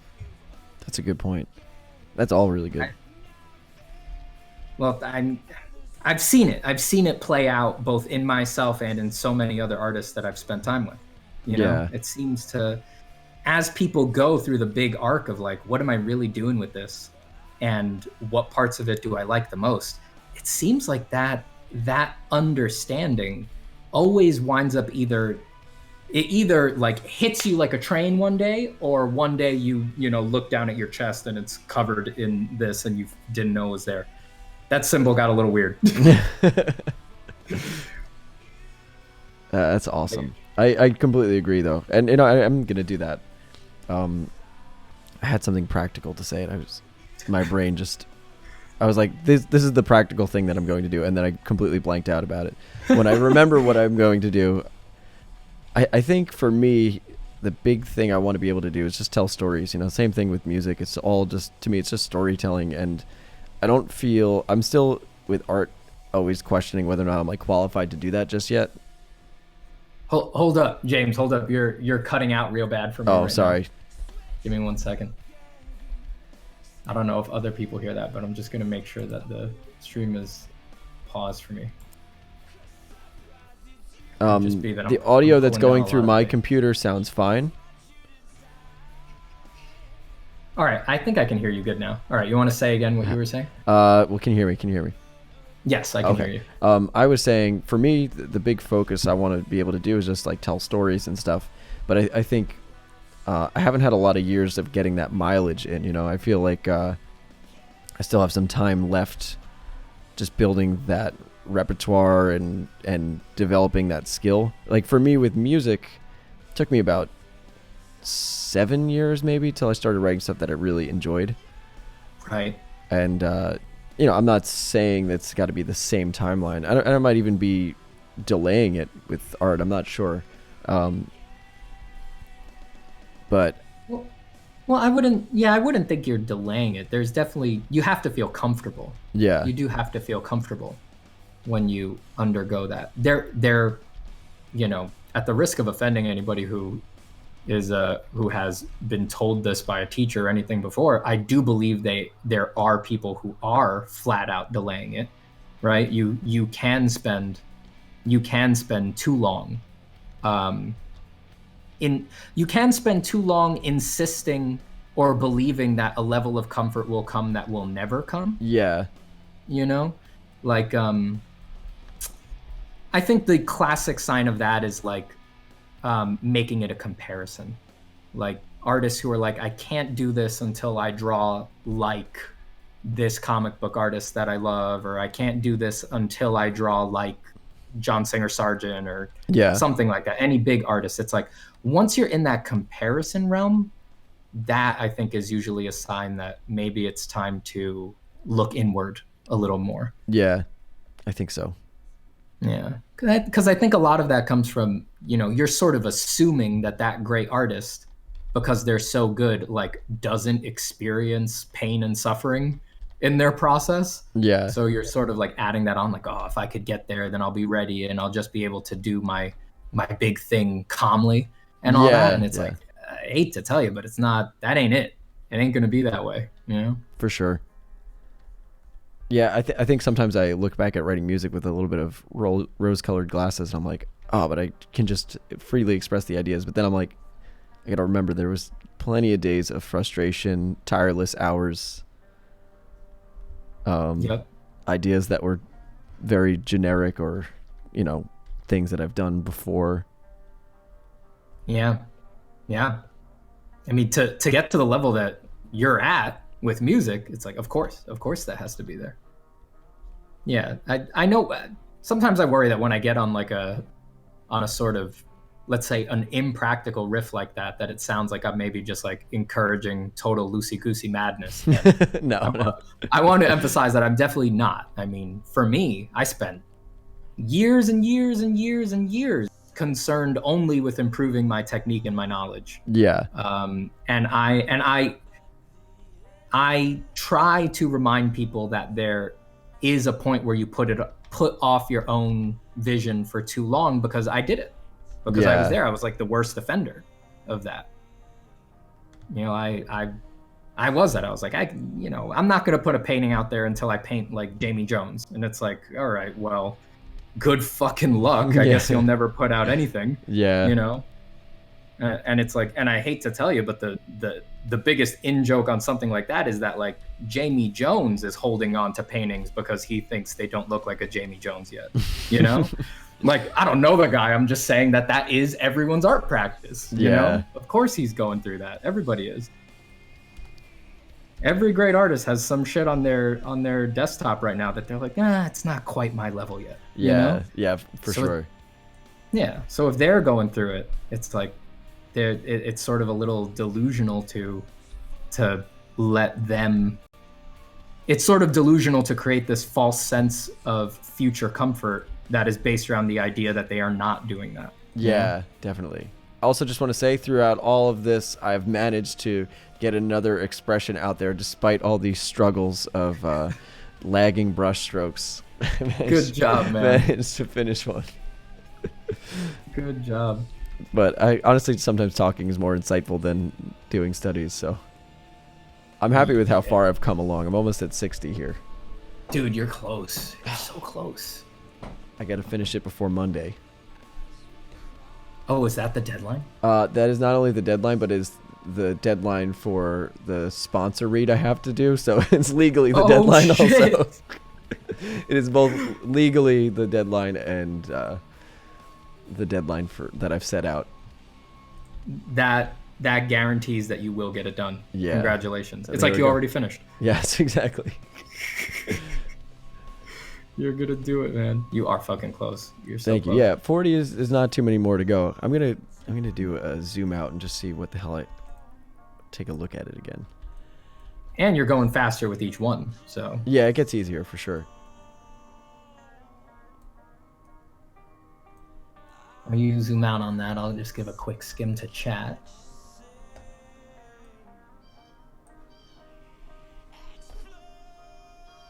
See, I'll go from the bottom up. Background noise. People sharing discords. Nice. Enzo Regolin, I'm glad you like what I'm putting down. Yeah, I'm gonna stop complimenting you, but but it's great. You are kind, James. I have to give myself. Damn, look at that. That is a slew of heads. Yes, many decapitated Noah Bradleys and Rachel Bradleys. Fuck, so consistent. Each one has all the necessary info there. Like, good job, man. Thank you. If I was doing this challenge, there would be like huge huge curves in quality across that page. Oh, well, some thank would you. be like way too finished. Some would barely be there. Oh, thank you. My favorites are with Noah is 51, and I like this 55 one. It looks real smug, and I like it. It doesn't look Yeah, like him that's exactly, but I like the way it came across. Let's see which one. Some of the Rachel ones got messed up. You know, especially towards the end of the day, I'm just like, I just want to get it out. This one, he's starting to look more like Brad Pitt, number 48. Brad Pitt. Oh yeah, I could see it. I could see it. And 44, I like. I always like this near profile angle of people where that far eye just like kind of pokes through. Oh yeah, that's a good one. I don't know why I like it so much, but something about it. It has the appeal of it seems to have like the appeal of a profile, but that little knockout gives you depth that profiles don't have. It's like, it's the best of both worlds. Yeah, there we go. Thank you for explaining my preferences. That's exactly why. That's good shit, man. You're doing great. Good job. Thank you. All right, I didn't find many questions. Maybe I was just too distracted looking at your good drawings. Oh, thank you. I think I really just skimmed that chat pretty fast. I was more interested in Noah's face and anger. Yes. Very angry. If anyone, just for the record, if anyone did have any questions and I missed them, just re-throw them in the chat until I see them. I'm not trying to ignore anybody. You have to bait them with insults. That's how you get them to... Okay. Ooh, you mewling quims. How dare you have the effrontery to ask me a question? In fact, I hope you post it again only so that I can insult you more specifically and degrade your ideas. I have no idea what the word mewling even means.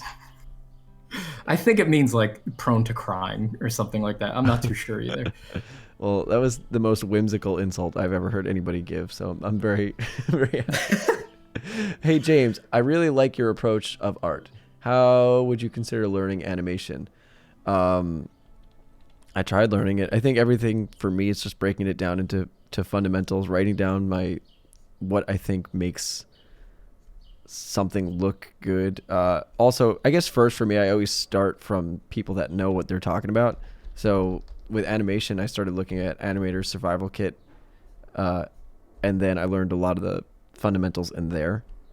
Just verbally understanding, okay, this is what I have to do. Even if you can't do it yet, you first have to know what you need to be doing. And so with Animator's Survival Kit, you'll learn those fundamentals like timing, spacing, like follow through, all those things that in animation that you don't necessarily see in illustration as much. So start by figuring out what it is you don't know. Then after that, try doing just the simple stuff. Don't give yourself anything too hard. I think the biggest issue I've ever run into in anything is just trying to do way too much, way too quickly. Like when I first started drawing, I was like, okay, I'm going to design my own IP. And I wrote down this giant universe, got all these different characters, environments, and spent like months talking about it with my friends. And I was like, okay, I have no idea how to design any of this. And so I think we can, honestly, as a balance even to what we were just talking about, you and I, Stephen, is also keep yourself somewhat in perspective of like, there's some fundamental skills that you need to get first. Like for me, I'm learning hockey right now. I'm trying to get better at it. But like, if I don't learn how to skate, I'm not going to be able to really, if I don't learn to skate well, then I'm not going to be able to do anything. I'm just going to get out there and fall flat on my face. Which might be funny, but it wouldn't be very exciting. Not for you. No. Carlin might get a kick out of it. They might. I'm really excited though. I'm doing my first skating lesson on Saturday. Cool. Yeah, I'm so excited. Good for you, man. Are you doing Are you doing ice hockey or are you doing like field Ice, hockey? ice. Very, very cool. I'm growing my beard for it. Been hitting the gym. I'm ready. I'm like, Oh shit. yeah, I'm gonna go You full ready? force. You ready to take a punch in the jaw every now and then? Yeah, I hope so. That's half the fun, right? Yeah, So, exactly. gotta give the people what they want. Yeah, I think in general, one thing that I'm sad about, or have been sad about, is that as I've gotten a bit older, those avenues for like physical excitement, like running and doing all that, have kind of shrunk. So this for me is like a good way of reintroducing that. Yeah, Like- it sounds great. Like at almost 30, I can't go onto a jungle gym. They're gonna be like, "Get out of here, pedo." Get out of here. That happened to me once. Did it really? Yeah, I was when I was living in LA, I would come home in the summers when school was out, and I would stay with my parents, and I didn't have my usual access to whatever the hell kind of workouts I was doing those days. So one of my common workarounds was that at night, I'd like go find a kids playground. I would just like do Oh, pull-ups yeah. and stuff like that over there.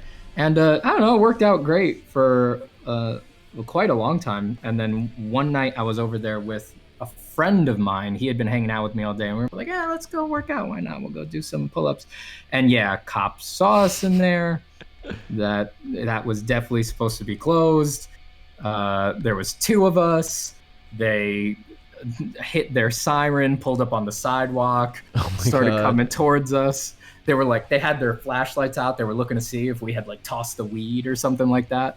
They frisked us and everything. That was good stuff. Did you explain yourself or no? Oh my God, it was so stupid. It's like, yeah, I tried, but God. cops, they're not gonna believe that. They were like, "What are you doing here?" And I'm like, "Oh, I'm like doing pull-ups." Oh And my they were God. like, really, Yeah. really, at 3 a.m. in a kid's playground. And I Yeah. was like, Oh Please. my God. don't hurt. In your defense, I will say there's like entire workouts that are geared towards just being out on like a playground. You can find them online. There's all those. I'm sure you looked at them. There's all I those. believe it. Yeah. There's like all these like schoolhouse or like working out if you can't afford to go to the gym. It's a great place to work out. Yeah. It really is. I have a You similar are just story. definitely not allowed to be there. Yeah, I have a similar story that involves police officers. At some point, I have all this music that I haven't released, and one of the big holdups is that I can't really put a finger on what sort of vocals I would want to fit over it, because it's kind of like Deftones, where it would have this sort of balance of screaming, singing, and not many people could do that because it's a difficult task. You have to be very multifaceted as a vocalist. Uh-huh. And so I can't do that, but I can write vocal parts. Right. I don't think I have a good voice, but I can compose and just roughly sketch out what the ideas should sound like. And so Okay. I have all the recording equipment, but I'm very embarrassed to sing in front of anybody. So I don't want to record vocals in my house. So I get my mobile studio set up on my laptop. I bring it into the car, and I go. And my parents live in this really ritzy wooded area in on Long Island. And Oh shit, this is already good. yeah, so I'm like, all right, I'm gonna go record in the middle of just drive the car somewhere and go record. Well, it was outside of some mansion, and a police officer comes up. He's like, I look like I'm staking out the place because I have headphones on. I have audio Oh equipment God, everywhere. of course. Look like I'm spying on them. And they took me down to the station, which wasn't too far, and they're like, what were you doing? I was like, He this took you to the station? yeah, I mean, it's not very far. It's a really small town of like maybe 100 shit. people. And he's Wait, like, did they make you drive yourself or did they arrest you? no, I drove there. They were like, please come down and like answer some questions. They didn't arrest me. Oh, thank God. And they're like, what the fuck were you doing? I was like, this is going to sound really unbelievable, but I'm very shy and embarrassed to sing in front of people. And I played them the recordings to prove that that's what I was in fact doing. And they're like, okay, you can't do that. You gotta like, sorry, but you're gonna have to suck it up and do this in your own home. Yeah, but what did they think of the singing? They didn't think it was good. They thought the music was good. The singing is not good. I'm not good. Did they flat out say like, all right, well, it's not very good, but it's not. No, but their faces said it all. Oh shit, that's awesome. But I have some friends that are pretty objective with me, and they're not gonna, they're not afraid to hurt my feelings with it, and they're like, yeah, don't sing. There's like one sort of scream-ish thing that I can do vocally that it worked, so I could do those type of vocals, but I should not sing. I do not feel comfortable. That. I'll take your word for it. Yeah, maybe with some practice. I don't really know. I hope you're not like a secret ringer. I hope this isn't like some long game thing so that you can win a karaoke competition. Maybe. I will say it has been actually not having a singer has been like the biggest holdup musically or music wise, not being able to sing very well. Yeah, you think so? I think so, yeah, because I have so much music that I've composed that's written with the intention of having vocals over it. Because I would write it differently if it wasn't intended. You leave a lot more room if you're going to have vocals over something. Right. And right, that makes sense. Especially when you're composing for a band, you're composing for a multitude of instruments, so you wouldn't want to just have one thing take the show. But if I was going to put out something just purely instrumental, well, I'd just shred on the guitar and then just do that. Fuck, man. So you got to get the band together, as they say, so to speak. Kind of want to. I don't know. I've been tempted to do that. Have you ever tried putting out just like a Craigslist call, like must be into Deftones? I've had a couple of experiences that some went well, some went not so well. But it's hard getting people to commit to music, especially because there's not a lot of money in it. So everyone's got to work their regular jobs and then do music as well. Yeah, fuck yeah. I can see how that would make it really hard to lock someone in. Yeah, the only way you can do it is if you're like one of my friends who's also a really good vocalist but now lives out in LA. The way it works is he's a music producer as well as a composer. So that's how that works for him. And make other children that are trying to, make a living on music. We'll sell them the dream, and then it totally works. Yeah, there's a lot of analogs for that in a lot of industries. Yeah, I'm sure.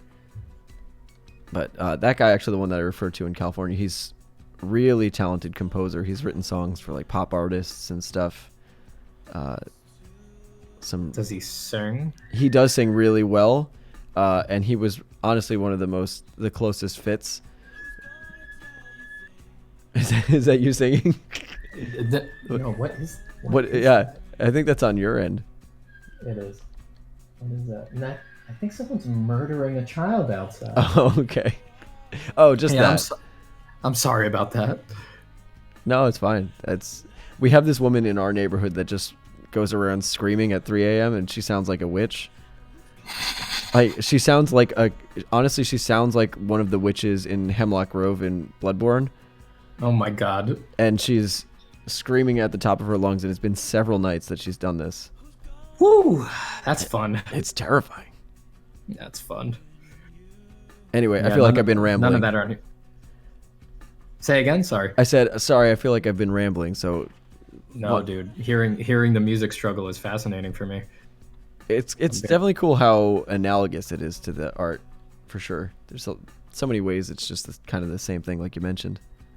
Yeah, I think so. That's why I find it fascinating. I love seeing all the connections and all the analogs. It's like I'm wide open on all of that stuff. I mean, for real, it's like if a plumber came up to me and was like, "I'm an artist," I'd be like, "Hell yeah, you are." I'm all there for it. Tonight, James joined the hunt. I am actually going to be doing, for the members that join using that join feature on YouTube, I'm going to be doing some video game streams where we do a Q&A. And we'll... Fun. Yeah, it's going to be cool. I like streaming video games. I don't know if you've ever done it. I have not. Oh, it's a ton of fun. I've definitely watched my fair share of video game streams, but I have not done it myself. It's all the fun of an art live stream with none of the stress. None of the work. with none of the hard work. It's just like, okay, let's play something really exciting and just talk to people that are curious about your life. Shit, all right. Yeah, I should probably give it a try. Like, Sounds like I should definitely give it a try. when you're a good friend, right? You balance out the conversation and you both go back and forth. But with a stream, everybody's just asking you questions, so then they're like the world's best friends and you're like the world's worst friend. And you're just like, yeah, let me just ramble about myself for a very long time. You're the world's worst friend. That's funny. It's obviously different than that. I'm exaggerating, but I get it. What are you playing these days? Still Bloodborne. Will just forever continue to play through that game. Cool. Dark Souls. Very cool. Yep. And then, actually, of new games, I kind of have been playing Apex Legends, which is fun. I haven't tried it. What do you think of it? I think it's the best of those battle royale type games. Oh, word? That's good to know. And the design is really sick, so you'd enjoy it. Word. Yeah, I really haven't. I've been meaning to like tune in, and it came out like right around my wedding, so I wound up missing like everything about it. Yeah. Do you play any games at all? That's real distracted. What have I been playing lately? Since Christmas, I've been dumping hours and hours into Breath of the Wild. Oh, that's Zelda. a great one. I think you mentioned that on the podcast, actually. Yeah, I was playing like right around Christmas time. I was playing God of War and Breath of the Wild sort of back and forth. I was going back and forth on them, but then once wedding stuff started like taking over my life, Breath of the Wild just dominated because it's like perfectly cut up into like 15-minute chunks. Oh yeah, yeah. So yeah, I got really deep into that. That's all I've been playing for the last few months. Awesome. And I'm just about like at my almost at my little personal goal for Breath of the Wild, where I'm like, once I've done that, I'll be done. And then after that, I plan on going back to God of War, and then I plan on playing Sekiro. Oh, so that's yeah, my current. That's my current video game hit list. Somebody actually asked me about Sekiro because I did play it. It wasn't my cup of tea, but it's a great game. I'll tell you why it wasn't my cup of tea. One, it's a video game; it's not tea, so that doesn't even make any sense. Right. Yeah. Good argument. Yeah. So there's the first argument. Two, I think it had a lot of the appeals of Dark Souls, but I think the pacing with your character being so much faster that it disincentivized things like exploration. And for me, the big part of why I get excited with a game like Dark Souls is that you're kind of forced to explore, and you want to explore. Like, part of the appeal of playing a game like Dark Souls is, it's like, I got to go to the blacksmith. Well, now I have to run all the way across everything and memorize this map, and I have to understand the intricacies of it. And you build this sort of mental structure of the world. And I didn't feel like Sekiro was really doing that as much. I think it was too easy just to keep. I think it was too easy just to keep moving through everything. So it's got more of like a motion forward action kind of a feel. Yeah, without a doubt. Less of the like Castlevania backtracking sensation. Exactly. Yeah, and I don't think that's a criticism that invalidates the game. Like, I think people can play it and enjoy it. I'm just saying that's why for me, it kind of lost its appeal. It didn't stick with you. Yeah, like Souls and Bloodborne, you could probably ask me to draw out a map, and I think I could do it. Just sitting here, I could probably just think of what the map is. In fact, you know what? I'm gonna do that. After I finish this expression that I'm doing off to the side, I'm gonna see if I can come up with the map. Time to get distracted. Yeah, I need a break because this lagging pen is killing me. Dang, I had a thought right there. I forgot what it was. Yeah, the differences in like another reason that Breath of the Wild wound up totally kicking God of War to the side is that like this is obviously not a criticism because it's like it's an accident of what I'm playing but when I would play Breath of the Wild and like let's say I played it one night and then the next night I would go try to play a little bit of God of War. Yeah. The fact that I could not go anywhere. The fact that I couldn't go wherever I wanted in this incredible game drove me fucking Oh yeah, crazy. yeah, It drove me crazy. It kept really pulling me out of the game. And it's like, if I had only been playing God of War, it never would have been a problem. It wouldn't have crossed my mind. It's like, yeah, I speak video game. I know, yeah, that chest is down there, but this ledge is impassable. Not time to get the chest. But because I had just been in Breath of the Wild mode where there's no barriers, I would just like stare at these chests and just fume. you were like, I need to be able to get that. It was so frustrating. So yeah, that wound up pulling me out of God of War. That's at really that particular interesting. time. That's It's really so strange. And yeah, I don't level that as a criticism on God of War. It's like that game is made for the thing that it's trying to accomplish. It is an accident of what I was playing concurrently with it, but yeah. very interesting that it could have such a strong impact It's from one funny. game to the other. Yeah, it's funny. I have such a most open world games I'm really not into, and because for me, I feel like a lot of the design gets kind of, I think it falls by the wayside with a lot of open world games. I would agree with that in general. Because like, you know, a game that's really beautifully designed, and even though it gives you the illusion of choosing where to go, even though there's pretty clearly a way that you should be going. Like, I think Dark Souls 1 does a wonderful job of that. Like, you definitely should go a certain way, but it doesn't feel like, you feel like as though you've chosen every step of the way. Right. And to me, that is the perfect level of open world to non-open world ratio. Because if it becomes too open world, you know, then you end up in No Man's Sky, where it's just like nothing's happening anywhere. Yeah, I didn't play No Man's Sky, but I remember watching some Twitch streams of it, and I was like, God, ouch. It felt so depressing playing that. It was just like, this is sad. Why do I want to feel alone while I'm playing? It's like, it just felt somber. Yeah, it seems like it feels the way space probably actually feels. Yeah. Yeah, you don't want that. Gaming Poo, I know what I'm drawing can't be seen. That's partially by design because I don't think it's coming out well. And also, no, man, just go there. Go there in your mind. Be the map. I'll draw the map. I'm going to draw the map. I'll worry about this. I'll probably do that expression over. I'm going to... Oh, I thought that you were saying that you couldn't see it because you were like doing other pro. Oh, no. They literally couldn't see it. It wasn't on the screen. Gotcha. All right, I'm going to do Bloodborne map. Yo, guys, what would you suggest a somewhat beginner should do to improve? I'm kind of still that bad. I can't really say what my problem is. I think James is probably I'll tell you what to answer that question. I'll tell you what the problem is. The problem is your attitude. No, sorry, it's not. I'm kidding. I think in general, there's two things that I wish people did more as beginners, and one is spending the time to try to just draw things that you see. You know, just do still lives, draw, you know, things that are in front of you. And then also perspective seems to be something that people tend to shy from as a fundamental, which is why I kind of devoted the channel towards that. So I think if you can get those things down, you're in a pretty good spot. Also, my pen is just not working now. See, now it's lagging so much that there's literally no brush strokes. Well, isn't that fun? Yeah, that's interesting. What the heck? I'm going to close Photoshop.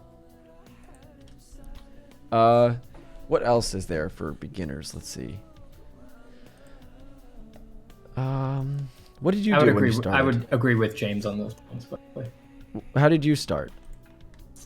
How did I start? It's a little hard for me to say because I have been drawing since I was a kid. Yeah.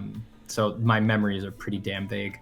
But the stuff that I can specifically remember is usually like...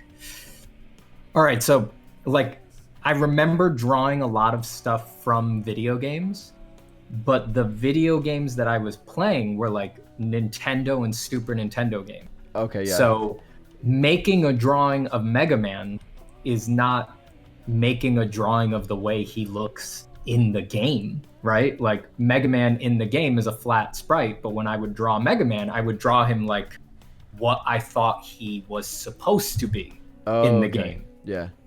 Yeah, he would be like a three-dimensional character, like with, form and everything. So that's mostly what I started out with. Awesome. And then later on, I think I got like on the improvement train. Like I specifically latched on to the idea that drawing was a craft that could be improved through specific exercises. I think I got on that train when I was like 13 or 14, something like that. And fortunately for me, truly fortunately just for me, because I wound up always being interested in this. When I started on that, I basically right away went into like anatomical study. That was awesome. the first thing. That was the first thing that I got into, because I always found that naturally interesting. It wasn't really so much studying for me. I really wanted to know. That's that. great. Yeah, So, I really do enjoy doing all the anatomical studies. So much fun. I love it. It's just like, perspective is great. I did a lot of perspective. I certainly got a shit ton of it drilled into me in school. But like anatomy it's a drawing skill, but you're also like changing your vision of people in a permanent way. You'll Yeah. always look at people differently. You'll always be able to like tune into this other realm that's underneath. And that's interesting. That's interesting. And it's interesting to know what's going on with your own body. Yeah, for sure. I kind of like how sometimes my drawings, how they tie in with my thoughts of like when I was in med school studying the human body and the nerves and stuff. And it's like they don't really help each other too much, but I'll think like, oh, that's where X such and such nerve is, or all that. I think that's super cool.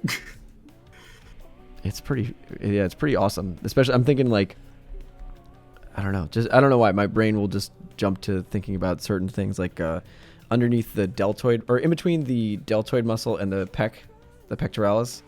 If you know that triangle that's there there's like a little depression in between those two muscles by the clavicle. Actually, on both sides. The infraclavicular fossa. Yes. So underneath that is one of the biggest collection of nerves, nerves, arteries, and veins. It's called the brachial plexus. And if you get hit there, or stabbed or anything, it's like one of the most damaging and awful places to ever get hurt. Really? Yeah. If you want to kill somebody, which you shouldn't want to do that, but if you did, that would be a great spot to do it.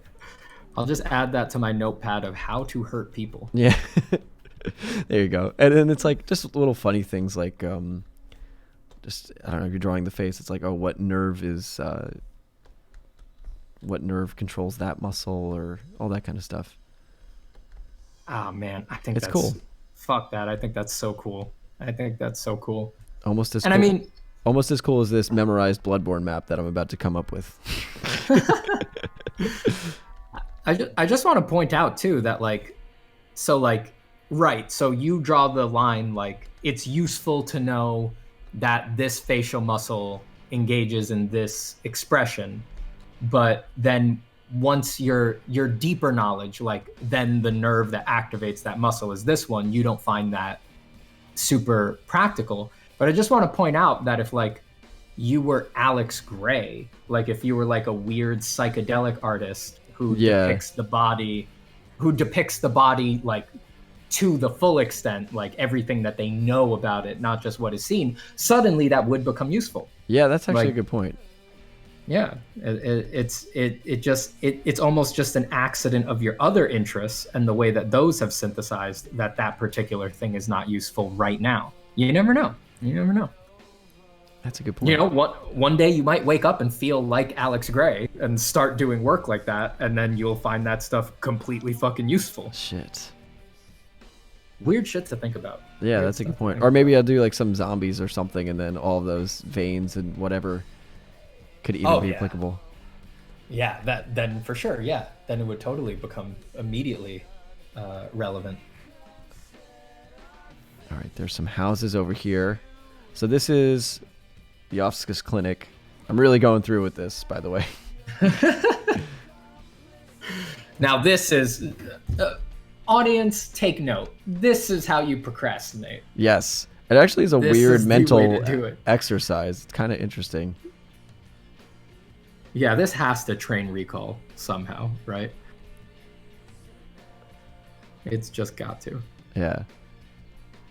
This is my first step into doing what you're doing. Into making it's a really bad way of doing it, but just being able to go and just see if I can build a map off of this. I jive with it, dude. I jive with it. All right, I'm confused. Now, I know you can climb up here in this ladder. I don't remember how that connects to the rest of this. I got to think about that. This all looks pretty on the nose to me, but can you place all the lantern?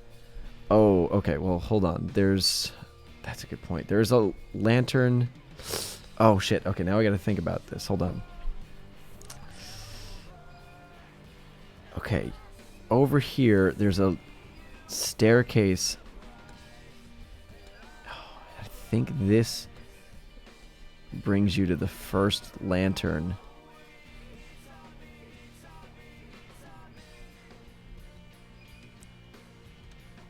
James, do you make a mood or schematic board if you design a character? Yeah, I think everybody should do that. It's a good call. Hello, I decided to jump on this train and ask a question. What inspired you, kept you motivated as a beginner to keep on going and not be discouraged by your bad art? For me, it was the music. I was like, oh, I know I can do this because I've done it before. So if I go back to music, it was just an unrelenting urge to get better, I think. I had a really great and loving teacher that was like, kind of just saw that I was putting in the hours, and he would start giving me free lessons. So that really helped, having a great teacher. Oh, that's super nice. Yeah, he was awesome. I honestly credit him to a lot of my development, and even as an artist as well, because it just helped. What about you? Yeah, it's interesting to hear that one of the things was that you had this other thing that had sort of like proven to you that you could do it. I did not have that. I think it's different than it is now. Like when I was a beginner, the thing that kept me going through bad art was, this feeling that, okay, it's bad, it can't be bad, I've got to get better at this. Yeah. It was a very like piss and vinegar mindset.